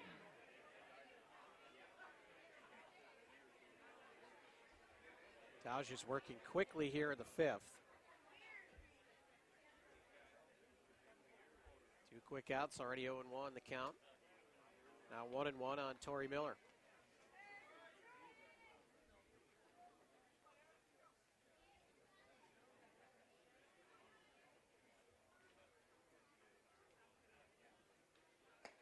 Tries to curve that one over, but it comes in high. 2-1 the count.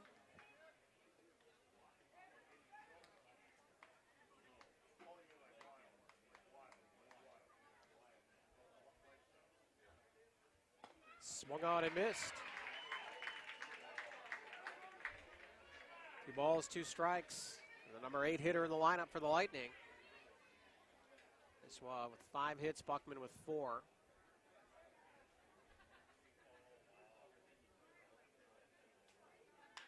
That one driven toward right field. It's not going to be an easy play on the run, and getting over and making it is Andrew Ruckert. A 1-2-3 inning for Tauges. And we move into the 6th inning in the Class C state championship tilt. Join our team while supporting yours.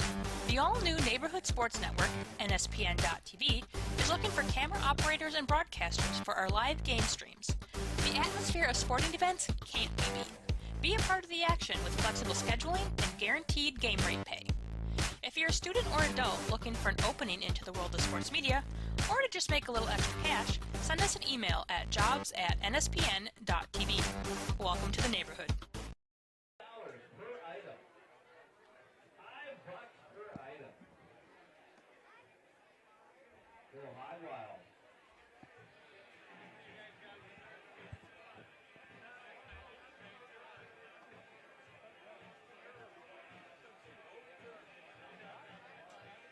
As we move into the 6th inning, let's do a quick recap in the first. The Buckman Billy Goats with a walk, double, 2 singles, and a 3-0 lead after just half an inning in the 2nd. At Tauges, who made just a tremendous play, jumping, catching, crashing into the center field wall, at the time saving 2 runs. In the 3rd, however, Nisswa finally able to break through a single, 3 straight walks, and then the Casperson double, and it was 5-3. After 3, that is where we are right now as we head to the top of the 6th inning. We still have Brett Kramer on the mound for Nisswa. Again, he did not start but came in quickly in the 1st inning. He's held Buckman at bay since that 3-inning opening frame. In the top of the 6th, we've got Noah Bozier leading things off, then Aaron Weber and Andrew Ruckert, the heart of the order for Buckman. Bozier a little late on that swing, sprays it to the left side, 1-1 the count. Noah get a single, an RBI single, and later scored back in the first. Flew out to center field in the 3rd inning.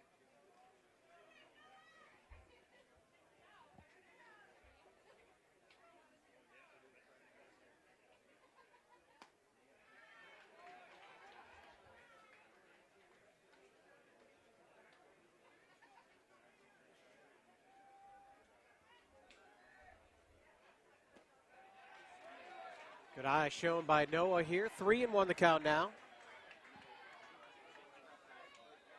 Now Bozier trying to get something going here against Kramer. 3-1 pitch is in the dirt. A leadoff walk for Aaron Weber, who walked in the first, struck out in the 3rd. After the leadoff walk, that brings up third baseman number 34, Aaron Weber.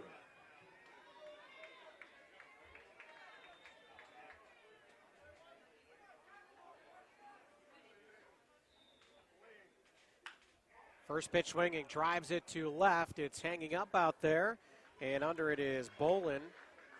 So 1 pitch and 1 out. Those are still standing on first. With 1 down and a runner at first base. For Ruckert. Ruckert reached on a fielder's choice in the 1st inning, and he grounded out. That great play made by Kramer back in the 3rd. He dove and tagged him with the bare hands, swinging and knocking that one off of the catcher's helmet, Casperson. At least we think it is. Maybe it caught the umpire's face mask instead as he takes it off, kind of readjusts. A little chat with Ruckert. And a 1 count. Pitch is in there for strike 2.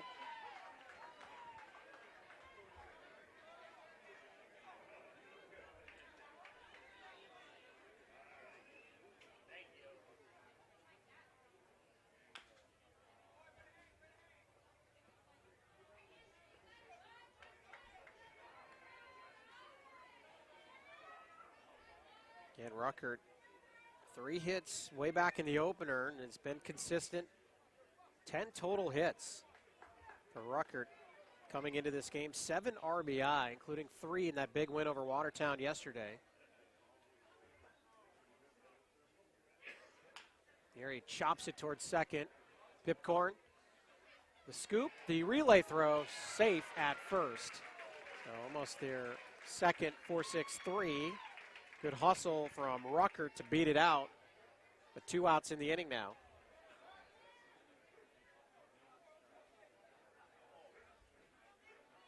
And Torrey Miller, remember in the first double play, the 1 double play that he and Pipcorn turned earlier, he actually double clutched it, still had time to throw it out with that strong arm. But Ruckert showing off some wheels. And now it's Matt Kumet. Player manager, catcher. Already had to manage his pitching staff a little bit here. He's had to yank Byer in that 4th inning and bring in Tauges. Love to keep things moving here as Matt singled back in the 1st inning. He flew out in the 4th.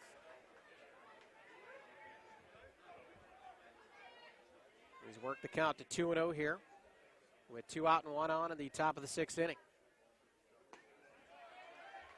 Kramer can't find it, so 3-0 the count.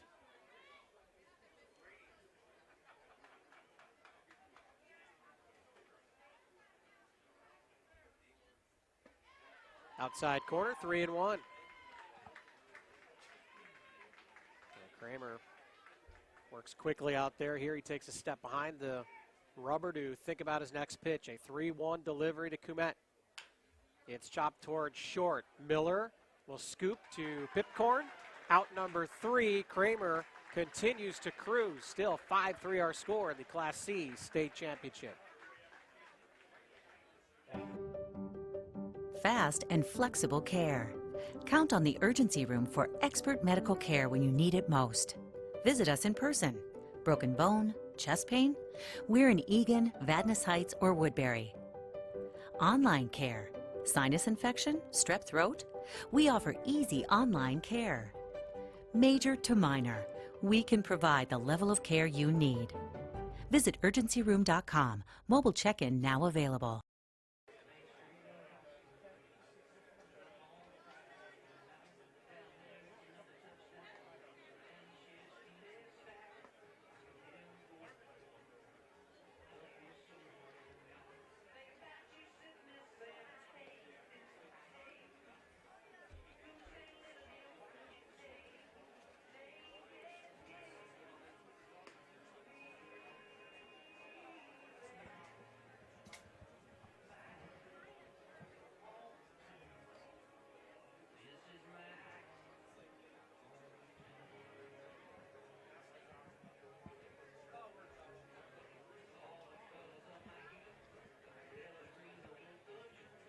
Matt Tausch is settling in out there for Buckman. He's kept Nisswa off the board the last 2 innings. He'll face Casperson, who hit the big double against him back in the 3rd inning. So Matt will lead things off. Then the lineup will turn over. Rudicelli and Nick Nelson set to face Tausch here in the bottom of the 6th. State Championship Class C bracket. 2 Region 8 teams battling it out. What a region it is. Strength of that region. Saw Avon make a good run here as well. So if you can make it, you can qualify for state out of Region 8, you're well tested. These 2 teams proving that throughout the last couple weekends. As Casperson just finds a hole on the left side, his 2nd hit here today. A leadoff single. Now you've got to deal with Rudicelli. Singled, walked, stole a base, and then flew out his last time up. At first base, that brings up Lightning leadoff hitter, number 22, Cody Rudicelli.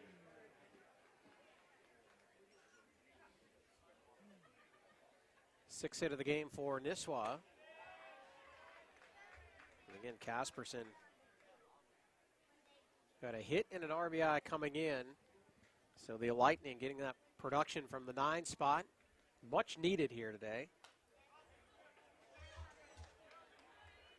As Rudicelli drives that one behind the grandstand, 1-1 the count.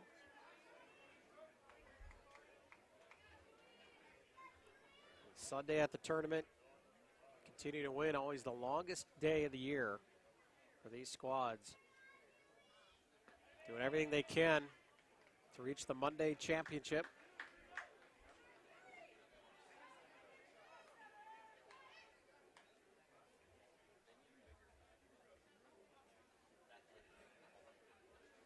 Two-one count to Rudicelli, and he takes strike 2.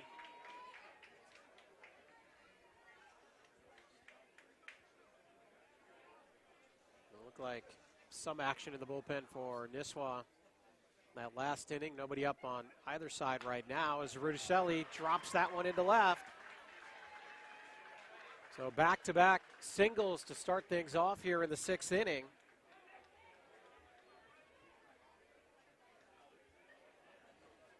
The Lightning hoping to capitalize now. They work their way to the heart of the order. Nick Nelson coming up. Lightning, third baseman Nick Nelson. Nelson 0 for 3 so far today. We mentioned he's got a hit in every game coming into the championship. And a very impressive 6 RBI. And a golden opportunity to pad the lead here a bit as he swings through that first pitch from Tausch, 0-1.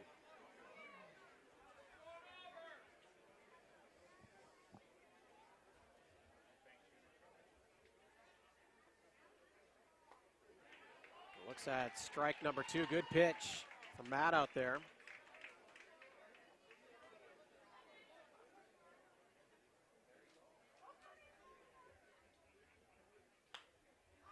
Oh, 2 pitch swung on, driven to left side.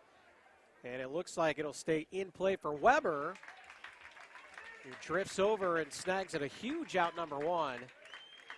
As the runners holding up now, one out, first and second. With one down, that brings up Lightning second baseman number 11, Jeremiah Pipcorn. Yeah, Jeremiah Pipcorn comes up. He's been on all three times, 2 singles, reached on an error his last time up. He drove that one deep into the hole, forcing Weber back, and then beat out the throw.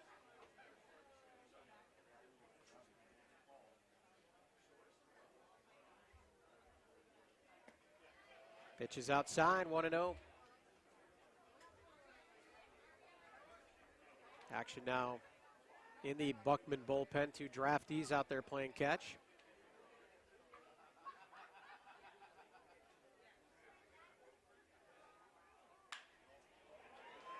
And Pipcorn's going to get this one down into the gap. 1 run will come in for sure. Pipcorn. And look at this, going around third as Rudicelli was running up on Casperson. They have a good laugh about it, as those two were about 2 feet apart coming around third. So Rudicelli got a good read off the bat, and he was chugging. Casperson held up at first. We can guess who the faster runner is in that scenario. And it's Rudicelli on the heels of Casperson. 2 more runs in, and a 7-3 lead for Nisswa. Number 24, designated hitter Nate DeShane. So a 2 RBI double for Pipcorn as he continues to have a great state championship here. He's reached all 4 times.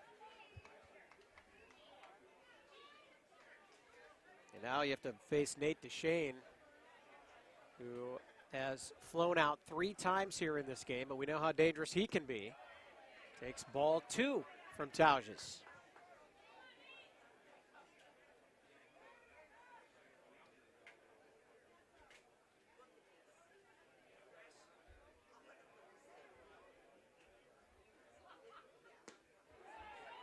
Big swing from Nate. Strike number 1, 2-1.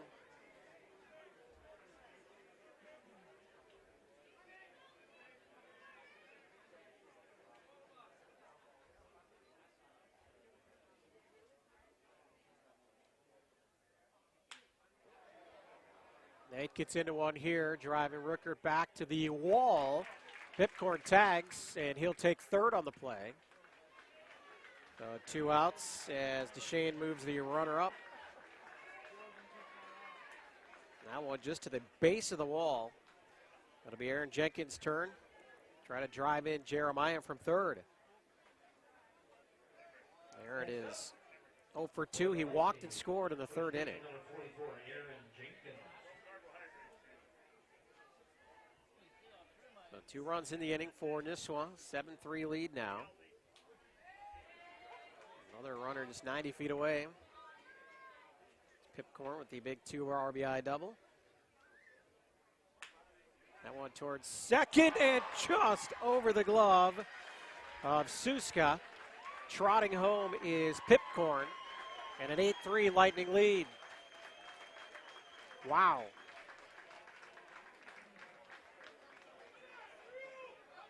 Suska tried to time that jump and it just snuck over his glove. Next up, left fielder, number 4, Drew Bolin. Drew Bolin, been one of the toughest outs in the lineup here today, now up, and Kumet couldn't find the ball. It was right underneath him. The umpire saying it hit off of him maybe, but moving down to second on the play, Jenkins. Or are they going to make him go back? No, they're just going to throw a courtesy runner into the situation. Jenkins says, all right, I'm in scoring position. Let's get a runner here. Now running, at second base, number 26, Mike Hogan. Mike Hoagie is the courtesy runner for Jenkins.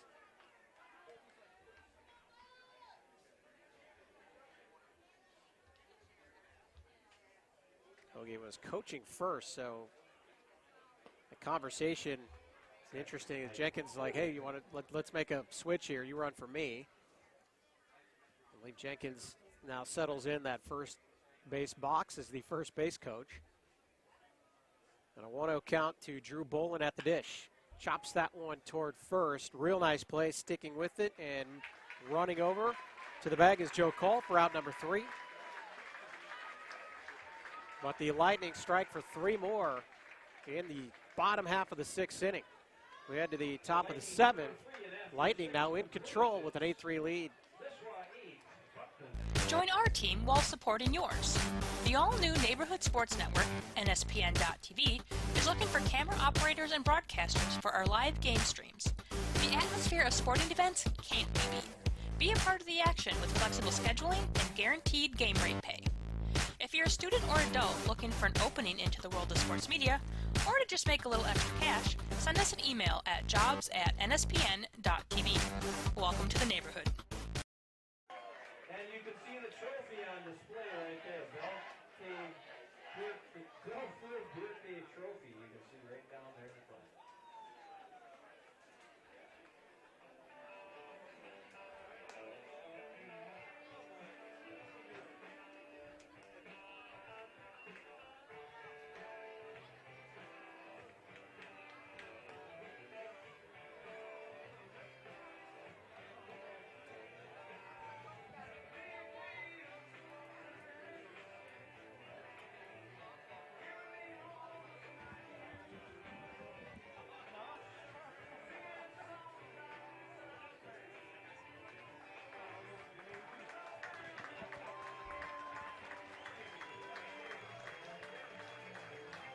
For Ripley draftee Brett Kramer gets a round of applause. He comes out and warms up, but I think manager Jenkins trying to give his next pitcher a little more time in the bullpen.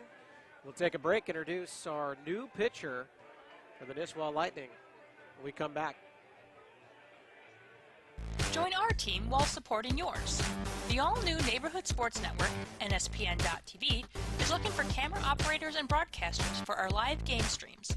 The atmosphere of sporting events can't be beat. Be a part of the action with flexible scheduling and guaranteed game rate pay. If you're a student or adult looking for an opening into the world of sports media, or to just make a little extra cash, send us an email at jobs@nspn.tv. Welcome to the neighborhood.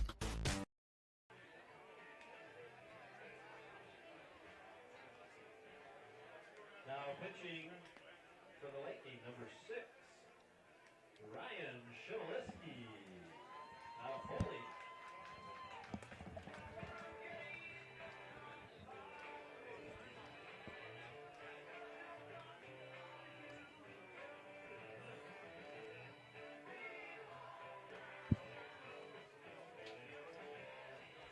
Well, we've got another Foley pitcher on the mound here in the state championship game, but it's for the other team. It can happen sometimes when you have the draftees.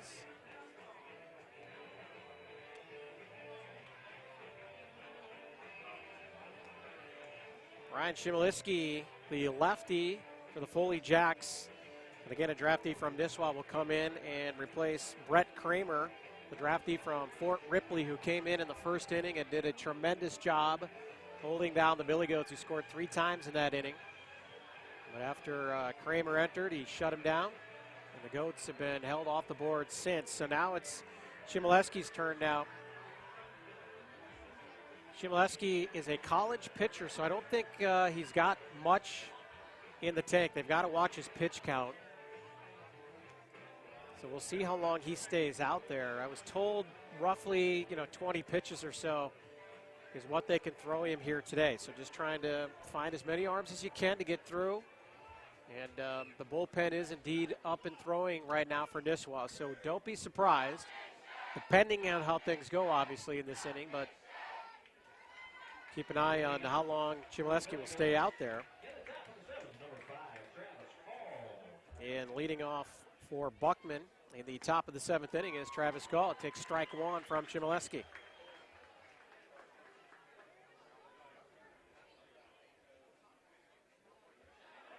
the top that time. And they checked with Terry Helgett, the umpire over at first base, and he says strike 2 on the attempted check swing. So Chmielewski, he's pitched in 2 games. He pitches at Southwest State down in Marshall. So again, he's on a pitch count here. But 2 quick strikes to call, make that 3 quick strikes and a quick out number 1 in the top of the 7th.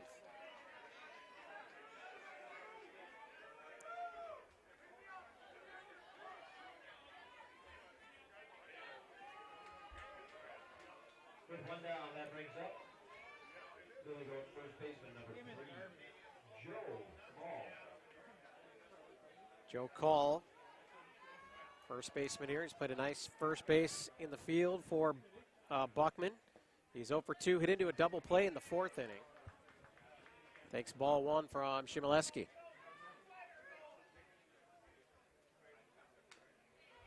Swung on and tipped at the plate, 1-1 the count.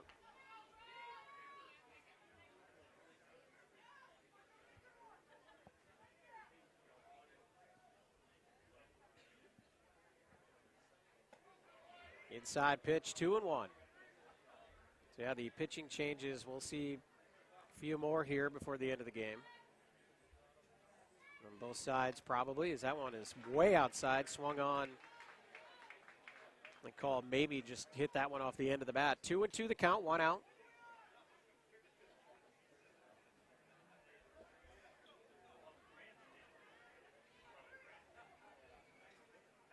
And Buckman has 4 hits in this game, and the 3 runs coming back in that first inning.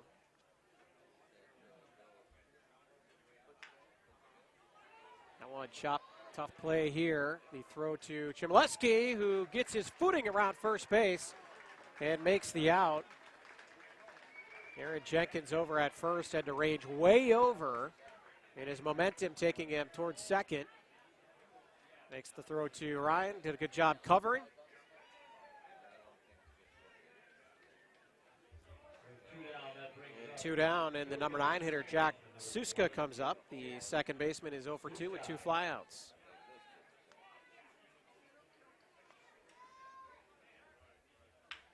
That one slapped toward Nelson. He'll scoop this time to Chmielewski. A 1-2-3 inning for the lefty draftee from Foley. Nisswa cruising right now with an 8-3 lead. Live Class C state championship action on NSPN.TV.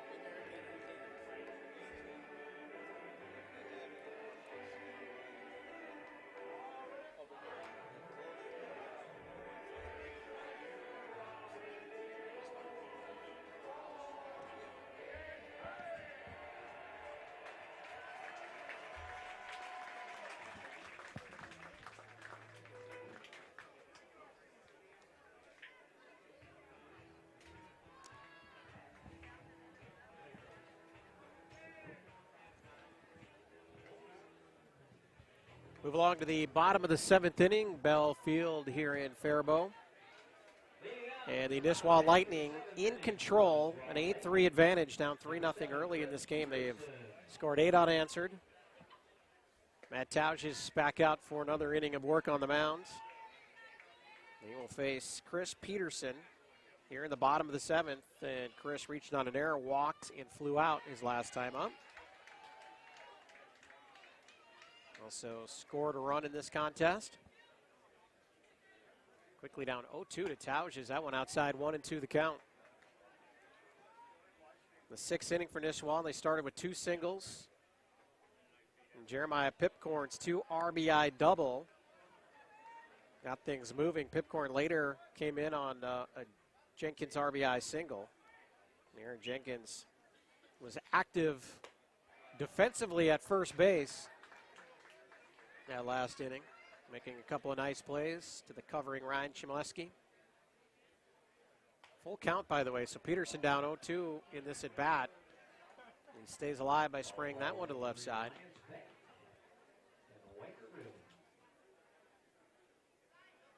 Inside, ball 4, so Peterson draws a walk for the second time in this game.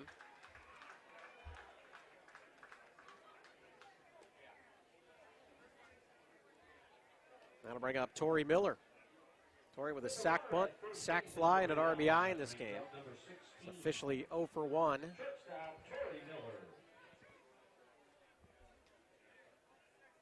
We did see action in the Buckman bullpen last inning. We'll see how long Tauges stays out there if things get a little hairy out there again. Miller showing bunt. Weber comes flying in from third, but it's taken for ball 1.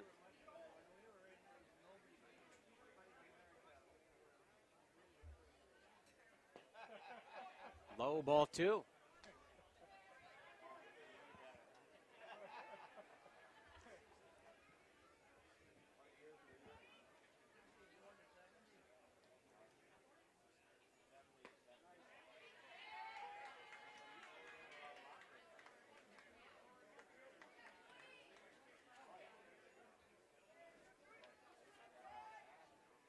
That was just a Piers grad. Played college ball at St. Scholastica. That one driven toward Weber at third, makes a nice play. Goes to second for 1, the relay. Oh, and it looks like Miller was limping down the line, then collapses after crossing first. So we hope he's okay. In the meantime, it's 2 outs now with nobody on. Initially, that play started at third by Weber. He went high to get it. Third is Suska at second. Then Miller tumbling over first, and he is still down, face down over there on the first base side. He was hopping on one leg by the time he got there.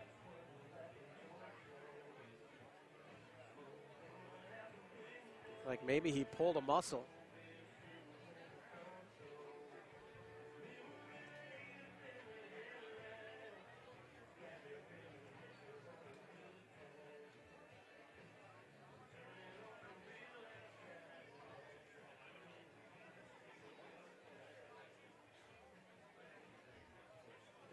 Looking at the replay now, and you can see right before he gets to first base, it looks like he maybe pulled something in his lower leg, lower left leg perhaps. He's still struggling to get up over there. And now a little assist from the teammate. Nice round of applause from the crowd here. So we hope Torrey's okay. We'll keep an eye on whether or not he can continue in this contest. Well, it looks like Paul Jenkins is already perhaps making a move there as he's talking to the home plate umpire. Torrey's played awesome at shortstop here today as well. Turned one double play, almost turned another.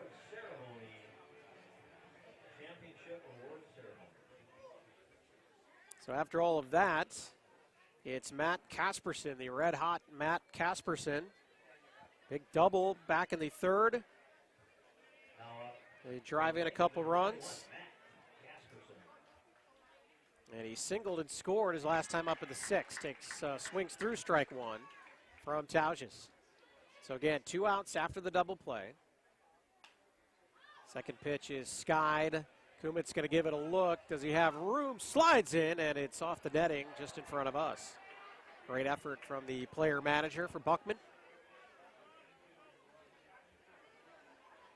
Casperson, the fellow catcher, picks up Kumit's equipment.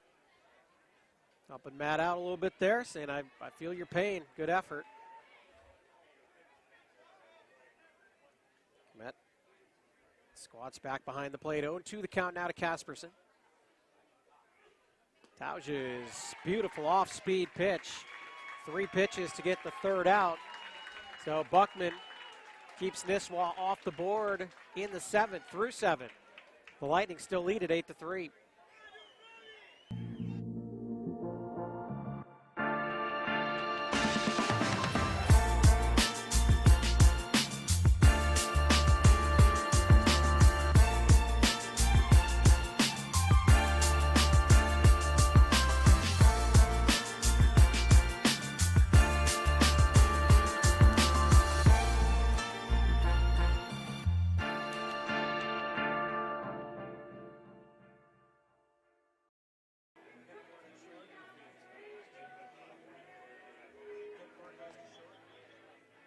Now playing third base, number 44, Aaron Jackson. Jeremiah Pitcorn moved over to shortstop.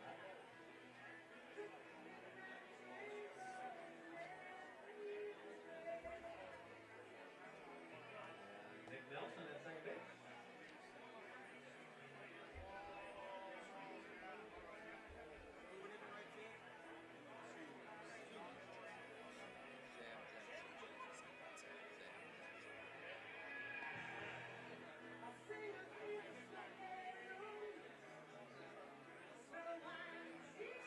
The 8th inning is brought to us by the State Bank of Faribault, which is also a great sponsor of that beautiful scoreboard out there. Brad Chmielewski back out for another inning of work. So again, we understand he's on a pitch count, a college pitcher on a pitch count here, but he breezed through last inning. So Nisswa is going to try to get at least one more out of the young lefty, Southwest State pitcher, the Foley Jacks draftee. He faces Matt Tauges, top of the lineup here for Buckman, and Buckman has been held off the board completely since that first inning. They racked 4 hits and 3 runs. Tauges hits that one to the new first baseman over there. That's Peterson playing at first. So we have a lot of defensive changes, by the way. We'll try to keep up with him the best we can. So Peterson, as you saw, moves to first. And this all stems from Torrey Miller having to come out of the game. Looks like he pulled a muscle or something. At least that's what we're hoping it is. In his left leg, trying to leg out on that double play ball. So he's out, and Jeremiah Pipcorn moves over to short to take Miller's spot. We've got Aaron Jenkins moving from first to third. As mentioned, Peterson takes his spot over at first. Sam Jensen into the game to play right field. And playing second base now is Nick Nelson, who moves over there from third. So a lot of moving parts defensively for Nisswa, as that one is hammered to left, and tracking it and going down on one knee to make the play is Drew Bolin.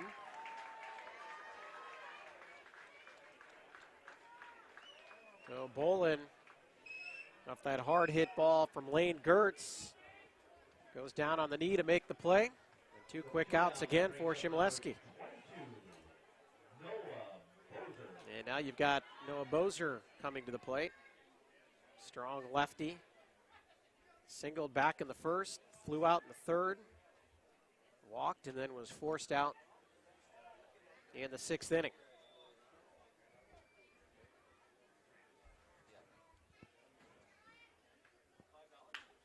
Bozer promptly rips that one into right. His second hit, and the first hit since the first inning for the Billy Goats. Next up for the Billy Goats, third baseman, number 34, Aaron Weber.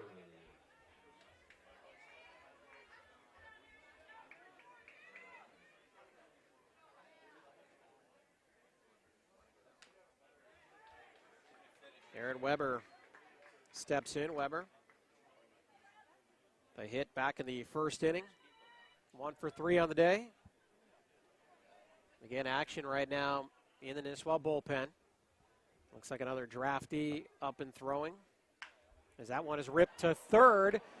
And look at this, Jenkins moves over to the other side of the diamond and then makes the play.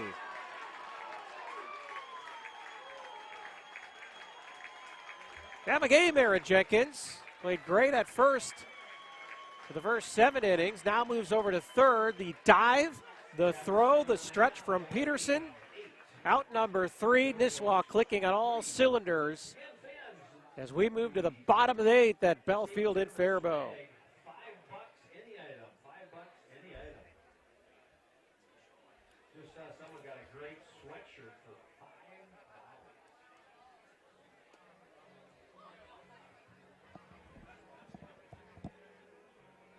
All is coming, by the way.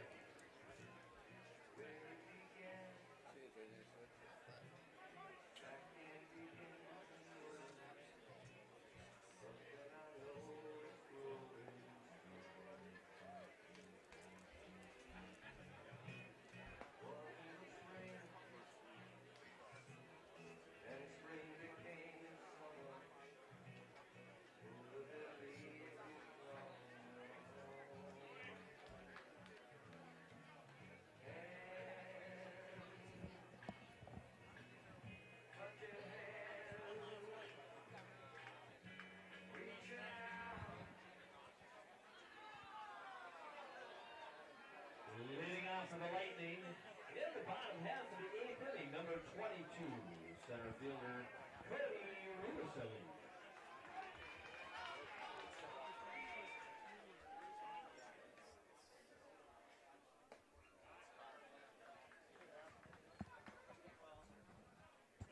Bottom of the 8th inning, top of the order for Nisswa. Tausch is still out there for Buckman, still battling. Ace pitcher for the Billy Goats.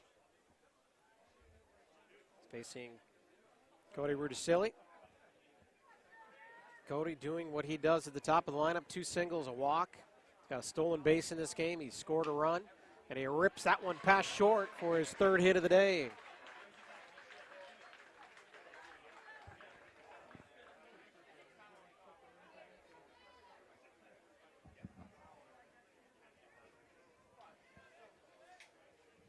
Next up for the Lightning, number 41, third baseman Nick Nelson.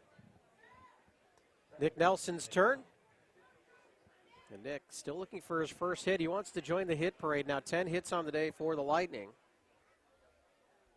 And Buckman, as Nelson does join the hit parade, rips that one to the corner and left. Rudicelli can run, turns on second, chugs into third.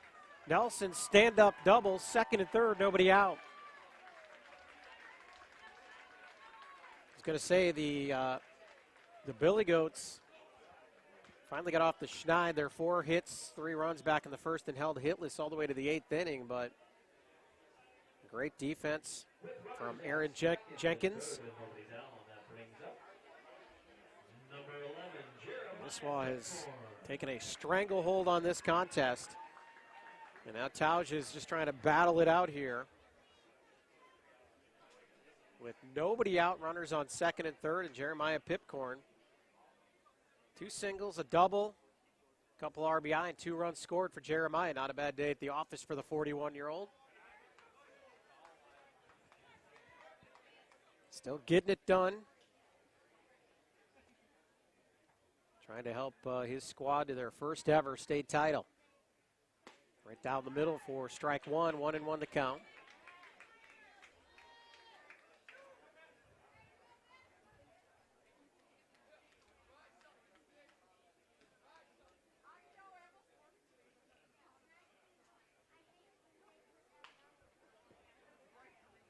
Making sure everybody's still awake over there in the Buckman dugout. Pipcorn fires one over there. 1-2 the count. Again, 2 on, nobody out. Infield in here. Down by 5 runs. Buckman will try to cut anything down at the plate if they can. And Jeremiah gets his 4th hit of the game, and it's going to be a 2 RBI single. Now a 10-3 advantage for the Lightning.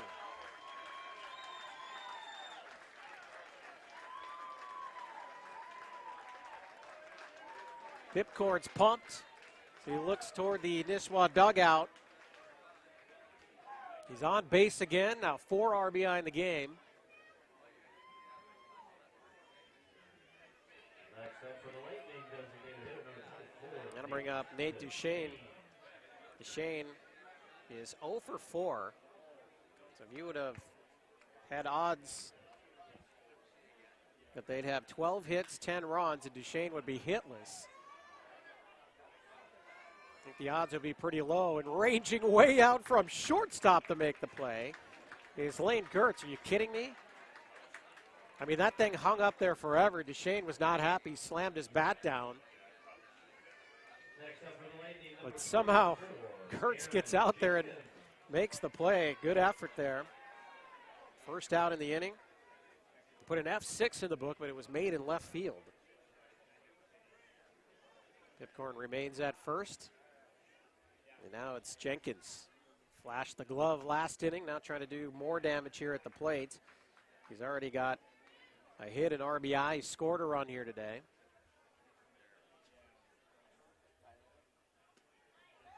Dodges hits the corner, 1-1 the count.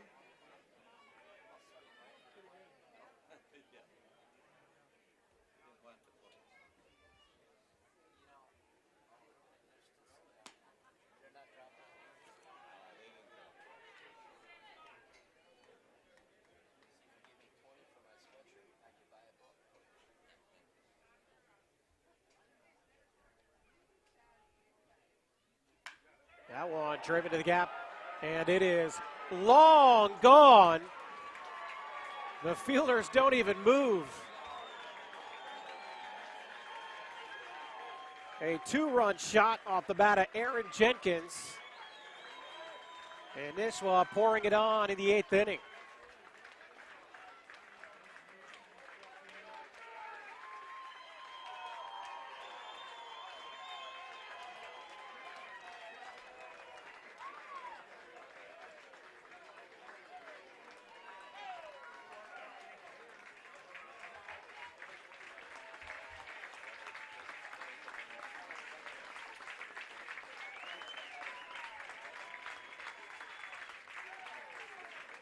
That'll close the book on Matt Tausches, who came in a tough spot, did great here today, but just running out of gas against this powerful Nisswa lineup.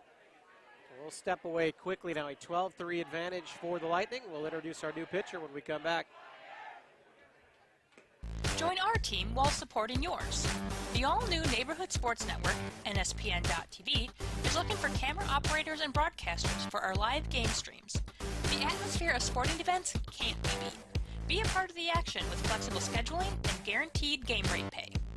If you're a student or adult looking for an opening into the world of sports media, or to just make a little extra cash, send us an email at jobs@nspn.tv. Welcome to the neighborhood.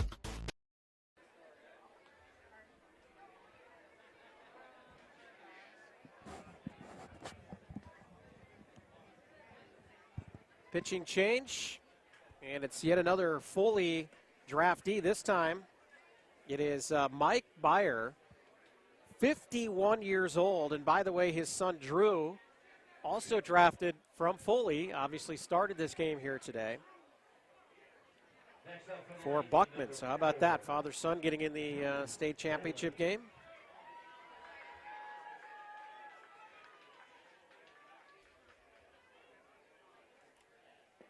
By the way, Mike pitched the final 2 innings in relief in their victory over Dumont in the Elite Eight yesterday. Todd Robinson, the 46-year-old, started, so how about that? Veteran pitchers here helping put together this run for the Buckman Billy Goats. And after all that at the dish, Drew Bolin facing Byer. There's 1 out in the inning, 4 more runs in for the Lightning.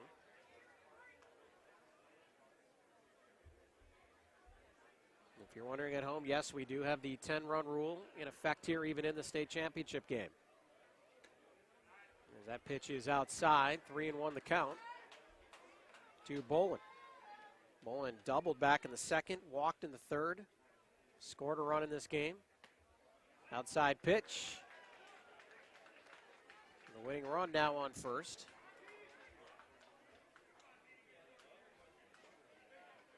And Chris Peterson comes up. Again, Chris has had quite the day.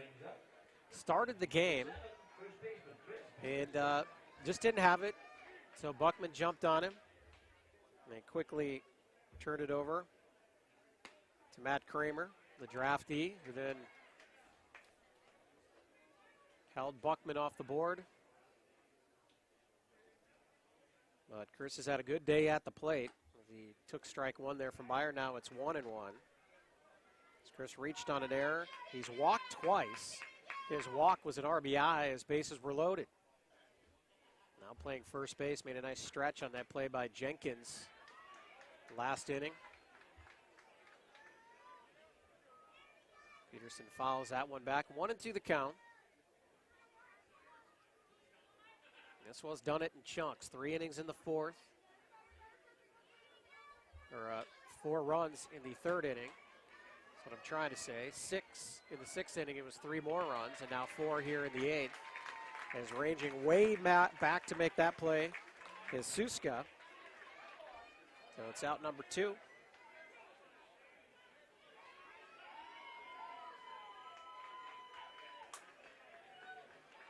And this is Torrey Miller's spot in the lineup. Sam Jensen, who entered the lineup for Miller and then went out to right field, will bat in Miller's spot.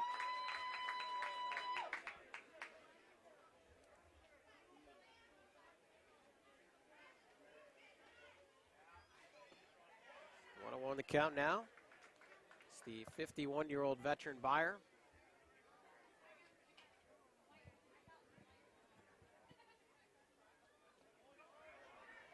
That one gets away from Kumet.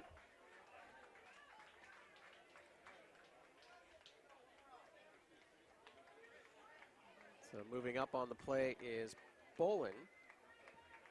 2-1 the count, 2 outs. Drew standing on second. Jensen, his first at bat in this contest.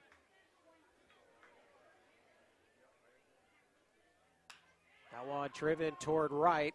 It's hanging in the air, drifting under it. And making the catch is Travis Cole for out number 3, but not before Nisswa posts 4 more on the scoreboard. Now a 12-3 advantage. They take into the 9th inning, looking to lock down the Class C championship.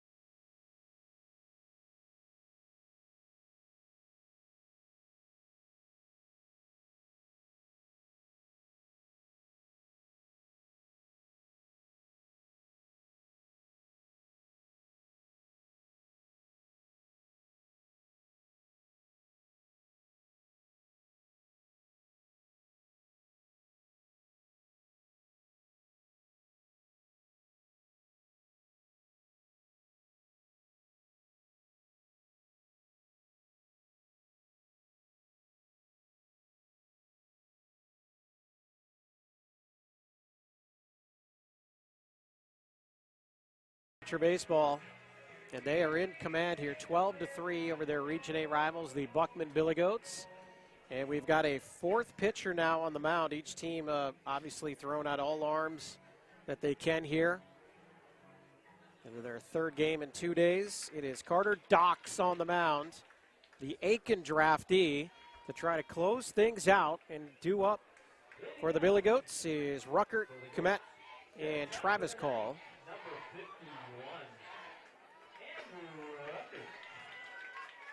12-3 Nisswa breaking things open late, down 3-0 early, and 4 runs in the third, 3 runs in the sixth, 4 more runs in the bottom of the 8th inning, highlighted by the Aaron Jenkins 2-run home run. Ball 1 from Dox.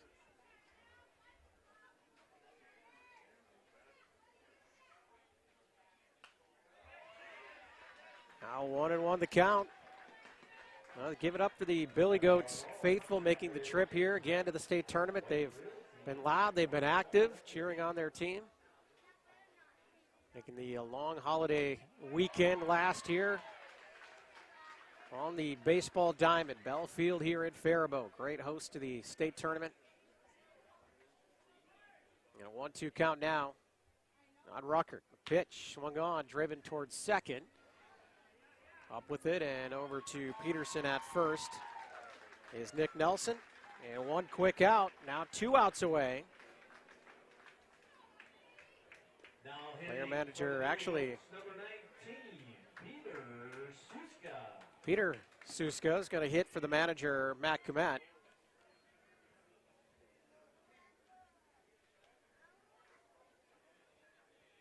Peter getting some love on the social medias for his look. Got the flow coming out of the helmet, and he's got the nice beard, too. The lefty steps in against Dox.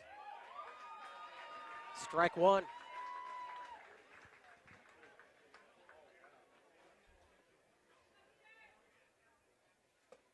Outside, 1-1.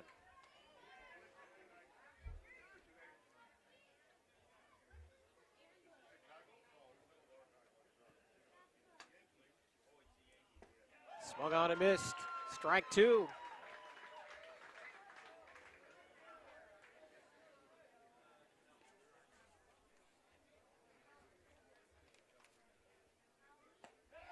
And strike 3. Dox makes quick work of Suska.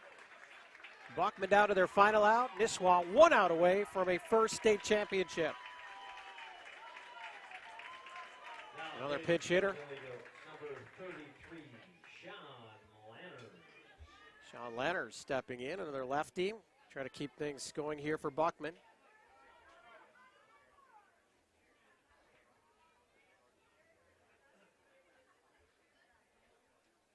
Dox's pitch, hit to the left side. Strike 1.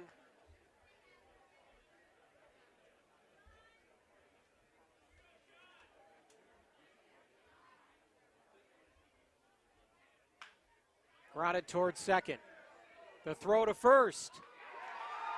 And for the first time in the illustrious history of Minnesota amateur baseball, the Nisswa Lightning are state champions.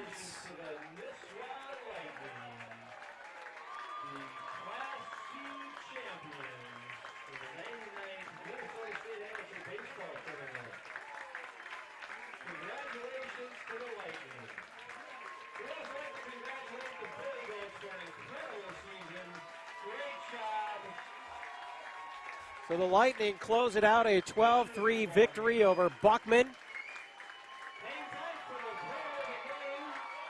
Closing out an impressive weekend with a great game here. They fell behind 3-0 early.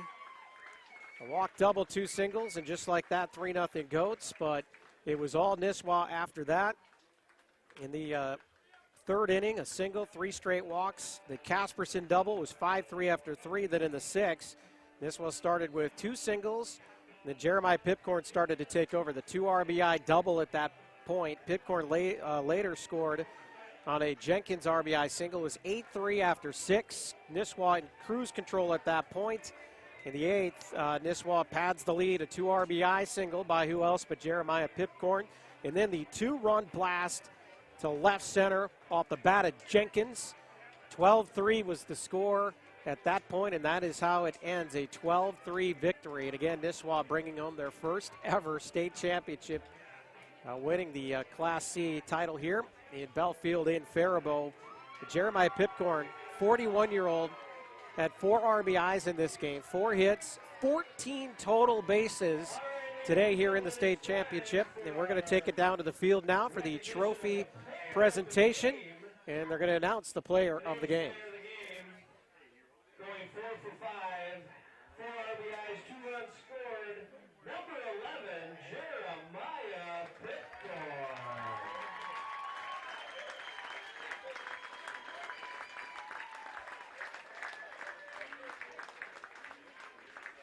Jeremiah is named the player of the game. Let's listen in here if we can see what he says. Amateur baseball. How'd it feel today? Overwhelming. I feel old, but it's great. I'm older than you, so that's not an excuse. Anyway, the Nisswa fans showed up. Shout out to the Buckman Billy Goats fans. I know this was a pretty cool that in the state final it ended up being a region contest between two teams that know each other pretty well, right? Yeah, it was a good competition. We knew it was going to be a tough game, so thankful to be on top of this one. And we got to give a shout out to number 24 because the Laker grounds crew had at least 2 home runs out of him today, but he failed miserably today, didn't he? As long as we get a win, I had to give him the business. All right, courtesy of our friends at Daikin, you are the MBA player of the game. Shout out to Daikin, by the way, for sponsoring every single MBA player of the game today. Congratulations. I hope you enjoyed your time in Fairville. I did. It was great. Thank you very much, guys. Congratulations, Jeremiah. And yes, that is sponsored by MaxPat, Rawlings, AIM Electronics, and today's City of Fairville as well. And now it's time to start off our MBA award ceremony, State Tourney Class C. And I'm going to kick it down to Mr. Chris Reaver. Oh, good. I have the microphone again. First of all, this has been outstanding. Every single team that has played here at Bell Field, we cannot thank you from the bottom of our hearts enough. This started off as a dream, giving a presentation to these 9 men standing behind me. And I got to be honest, I'm fighting back tears right now just seeing how awesome that this entire thing turned out.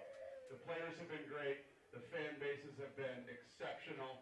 I just hope every single one of you leaves Fairville, Minnesota today with a positive experience that took place here at beautiful Bell Field. So thank you very much.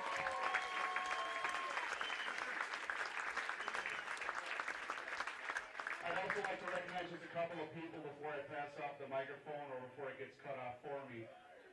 Charlie Lechtenberg and Coach Bob Felix and Eric Steinhoff. The reason this field looks as incredible as it does is those 3 gentlemen and the gentleman standing right here. That's the entire Fairville Lakers roster that gave up all 3 weekends, despite the fact we didn't even make our own tournament. They're here today to help out. You guys are the best.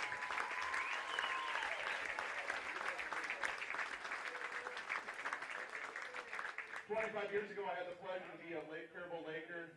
I still feel like a kid on the team. This has been awesome. We have so many volunteers, so many partners here in the city of Fairville, and we could not have possibly pulled this together without them. Thank you to the city of Fairville. Thank you to all the volunteers, our friends at Carboni's that took care of all the food, Troy Temple, Craig Prexa that brought their food trucks over the course of the tournament, College City Beverage that kept the fans hydrated throughout the course of the tournament. But from the bottom of my heart, thank you so much for coming to Fairville. And now, without any further ado, I'd like to introduce the president of the Minnesota State Amateur Baseball Association, President Mark Forsman. The microphone is yours. Thank you, Chris. I'd just like to start off today with introducing my board behind me. They work tireless hours trying to get this tournament better and better every year. I'll start off with Jason Kirshner from Cologne, John Gerrits from Sartell, Tom Lemke from Broughton, Dennis Brennan from Hinckley, Gary Schlepper from Shakopee, Mike Nagel from Bird Island, and Ken Vogt from El Rosa, and Joe Krieger from Greenow. As you know, we have a lot of people behind the scenes working tirelessly for our own scoring. I'd like to honor some of our scorers. Brian Larson, Mike Whitberger, Justin Klein, Dan Klein, Jack Klein, Dave Wetland, Jim Zillman, Marty Brandel, and John Sands.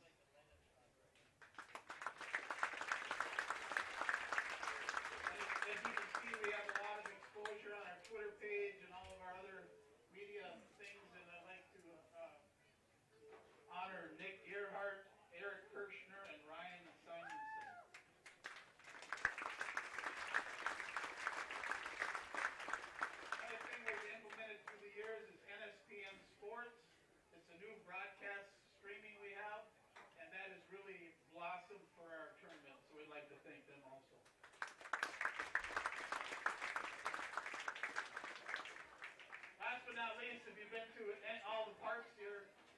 just to thank Faribault for a great experience for the fans, the players, the atmosphere at the park, along with Dundas, who we had a ceremony for our Class B champions, Rochester, last night, and Meesville for doing an outstanding job. Not to go and show them Waconia came through and helped us out. We struggled with a little bit of rain going on in our second weekend. So let's give it up for our hosts for our 2022 tournament.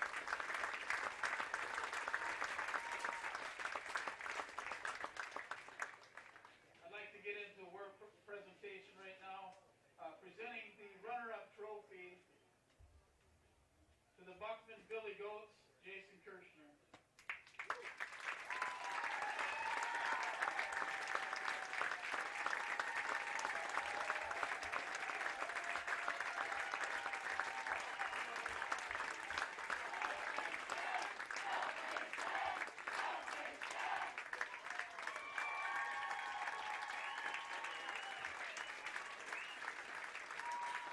And our individual awards for our champions, the Nisswa Lightning.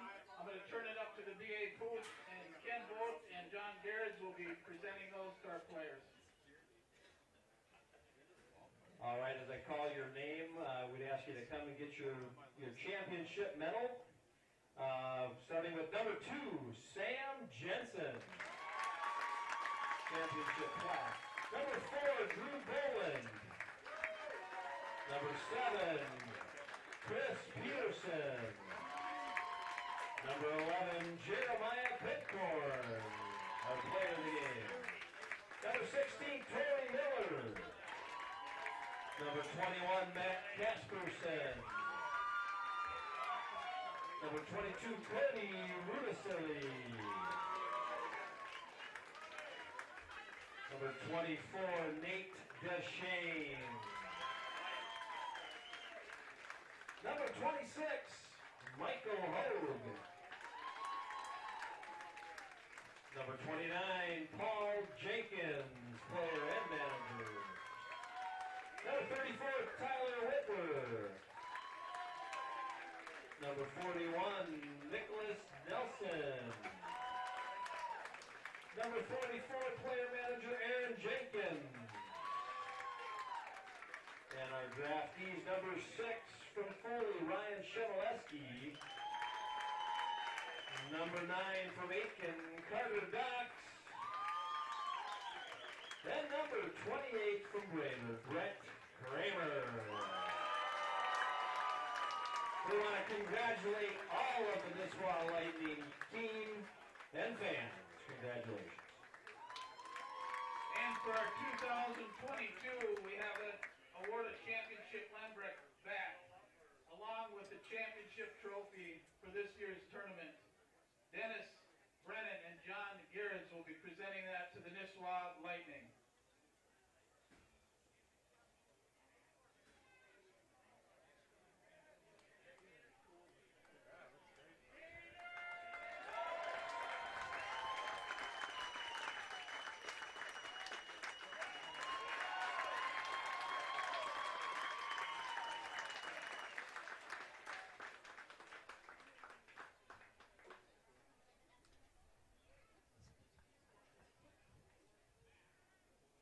This time we will award the all-tournament team. Tom Lemke and Mike Nagel, along with Joe Krieger, will be presenting that. Before we get into that, I just want to send out a special thank you to one of our board members, Joe Krieger. He's been on our board for 15 years. He has served very well. He's started from the bottom, from a bat boy to a player to a manager to a league official, just all the way up the board. He's given back to town ball. And let's give it up for Mr. Joe Krieger.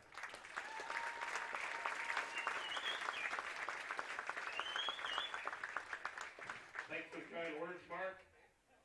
And just like to say thank you to Minnesota baseball, what it's meant to me, and the fans that support it.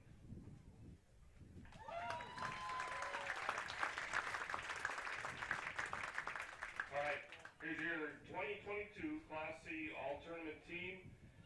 If there's a representative here from the teams ones that are not here today, come forward, or we will give the trophy to you, I promise. First we have from Jordan, Nate Beckman.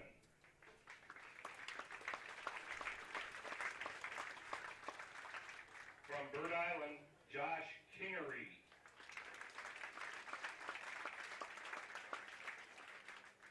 From Delano, Toby Hansen.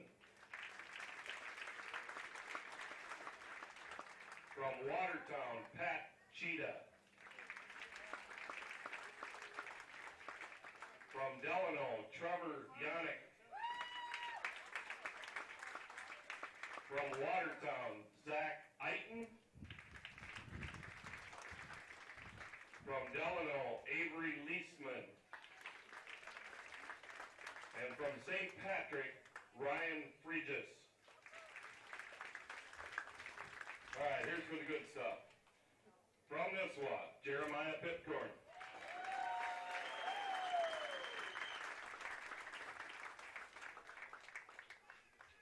From Buckman, Jack Suska.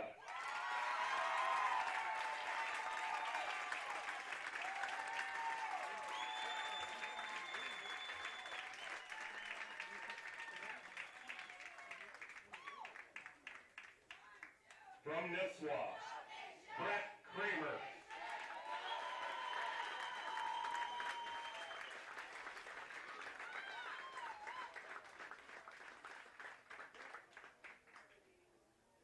From Buckman, Noah Bozer.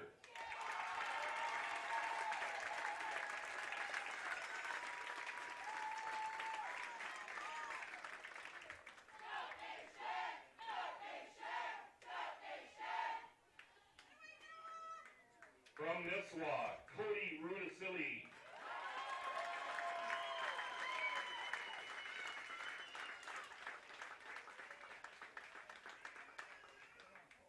From Buckman, Matt Touches.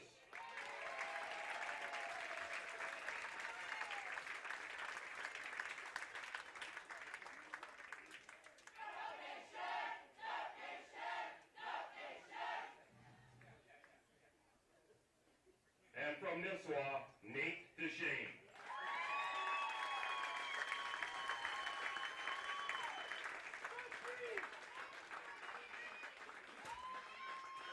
At this time, I would like to give the mic to Dennis and Jim Brennan. They're going to donate the J.D. and J.M. Brennan Sportsmanship Trophy, and I will turn that over to Dennis.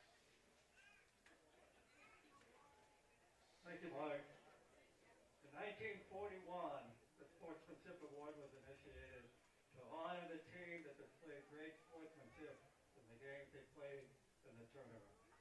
This year's winner of the J.D. Brennan Sportsmanship Award is the baseball team from Avon.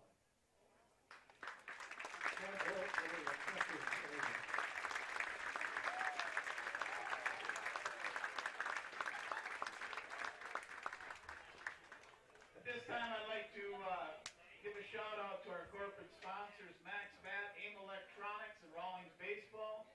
But Max Bat is throwing something into it. We're going to give away some free bats. Each team was entered into a drawing, and I'm going to have John Gerrits and Jason Kirshner handle this, along with Ken Vogt. So the first one that we're going to do is with Max Bat, the bat drawing. Each team that is represented in the state tournament, both Class B and C, is eligible. We're going to draw two team names right now. Just a second, John. Each team will get 6 bats, custom made by Max Bat. Max Bat will contact those teams come this spring to get the bats that they want for them. The first drawing, go ahead, John, thank you.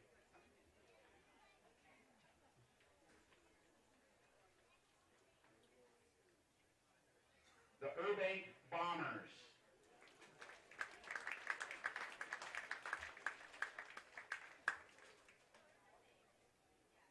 Go ahead.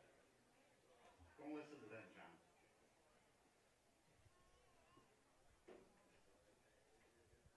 The Cold Spring Springers.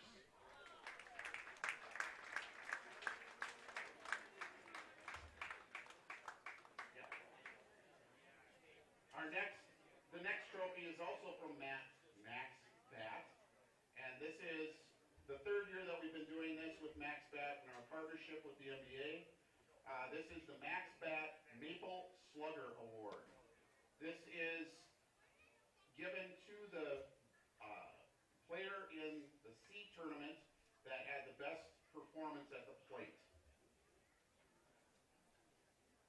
This player had was 13 for 25, which is a 520 average, 7 runs scored, 11 RBIs, 3 doubles, 2 home runs, a slugging percentage of 880, and an on-base percentage of 571.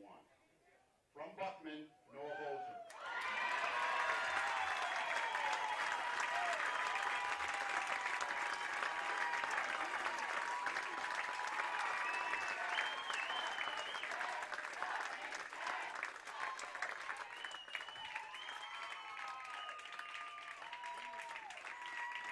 At this time, I'm going to hand the mic over to Gary Schlepper to give out the Mike Davison Award.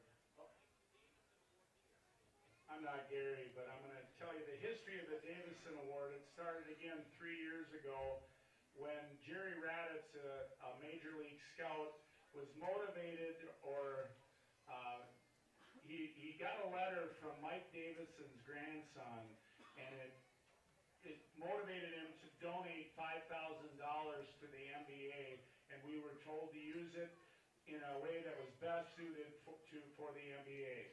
So the board decided we would create a Cy Young Award in Mike Davison's name. So now we have another award that we can give to the outstanding pitcher of the Class B and C tournament. And now Gary Schlepper will announce that award.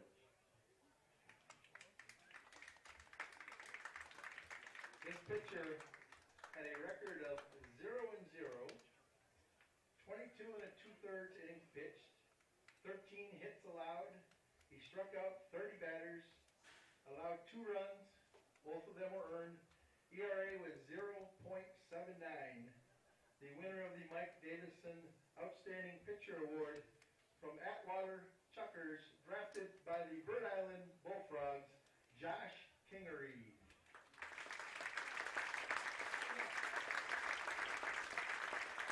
Thanks, Gary.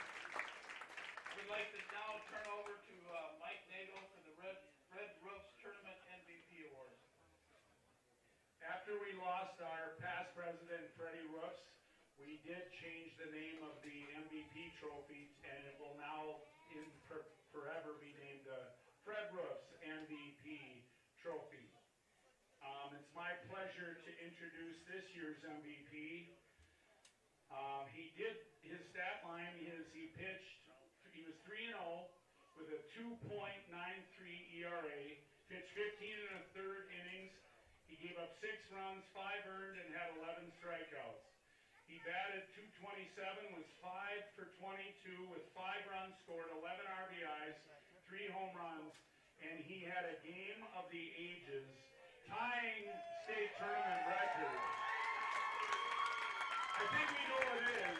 He had 3 home runs and 8 RBIs in one game, which ties an MBA state tournament record. Mr. Nate Deshay, our MVP.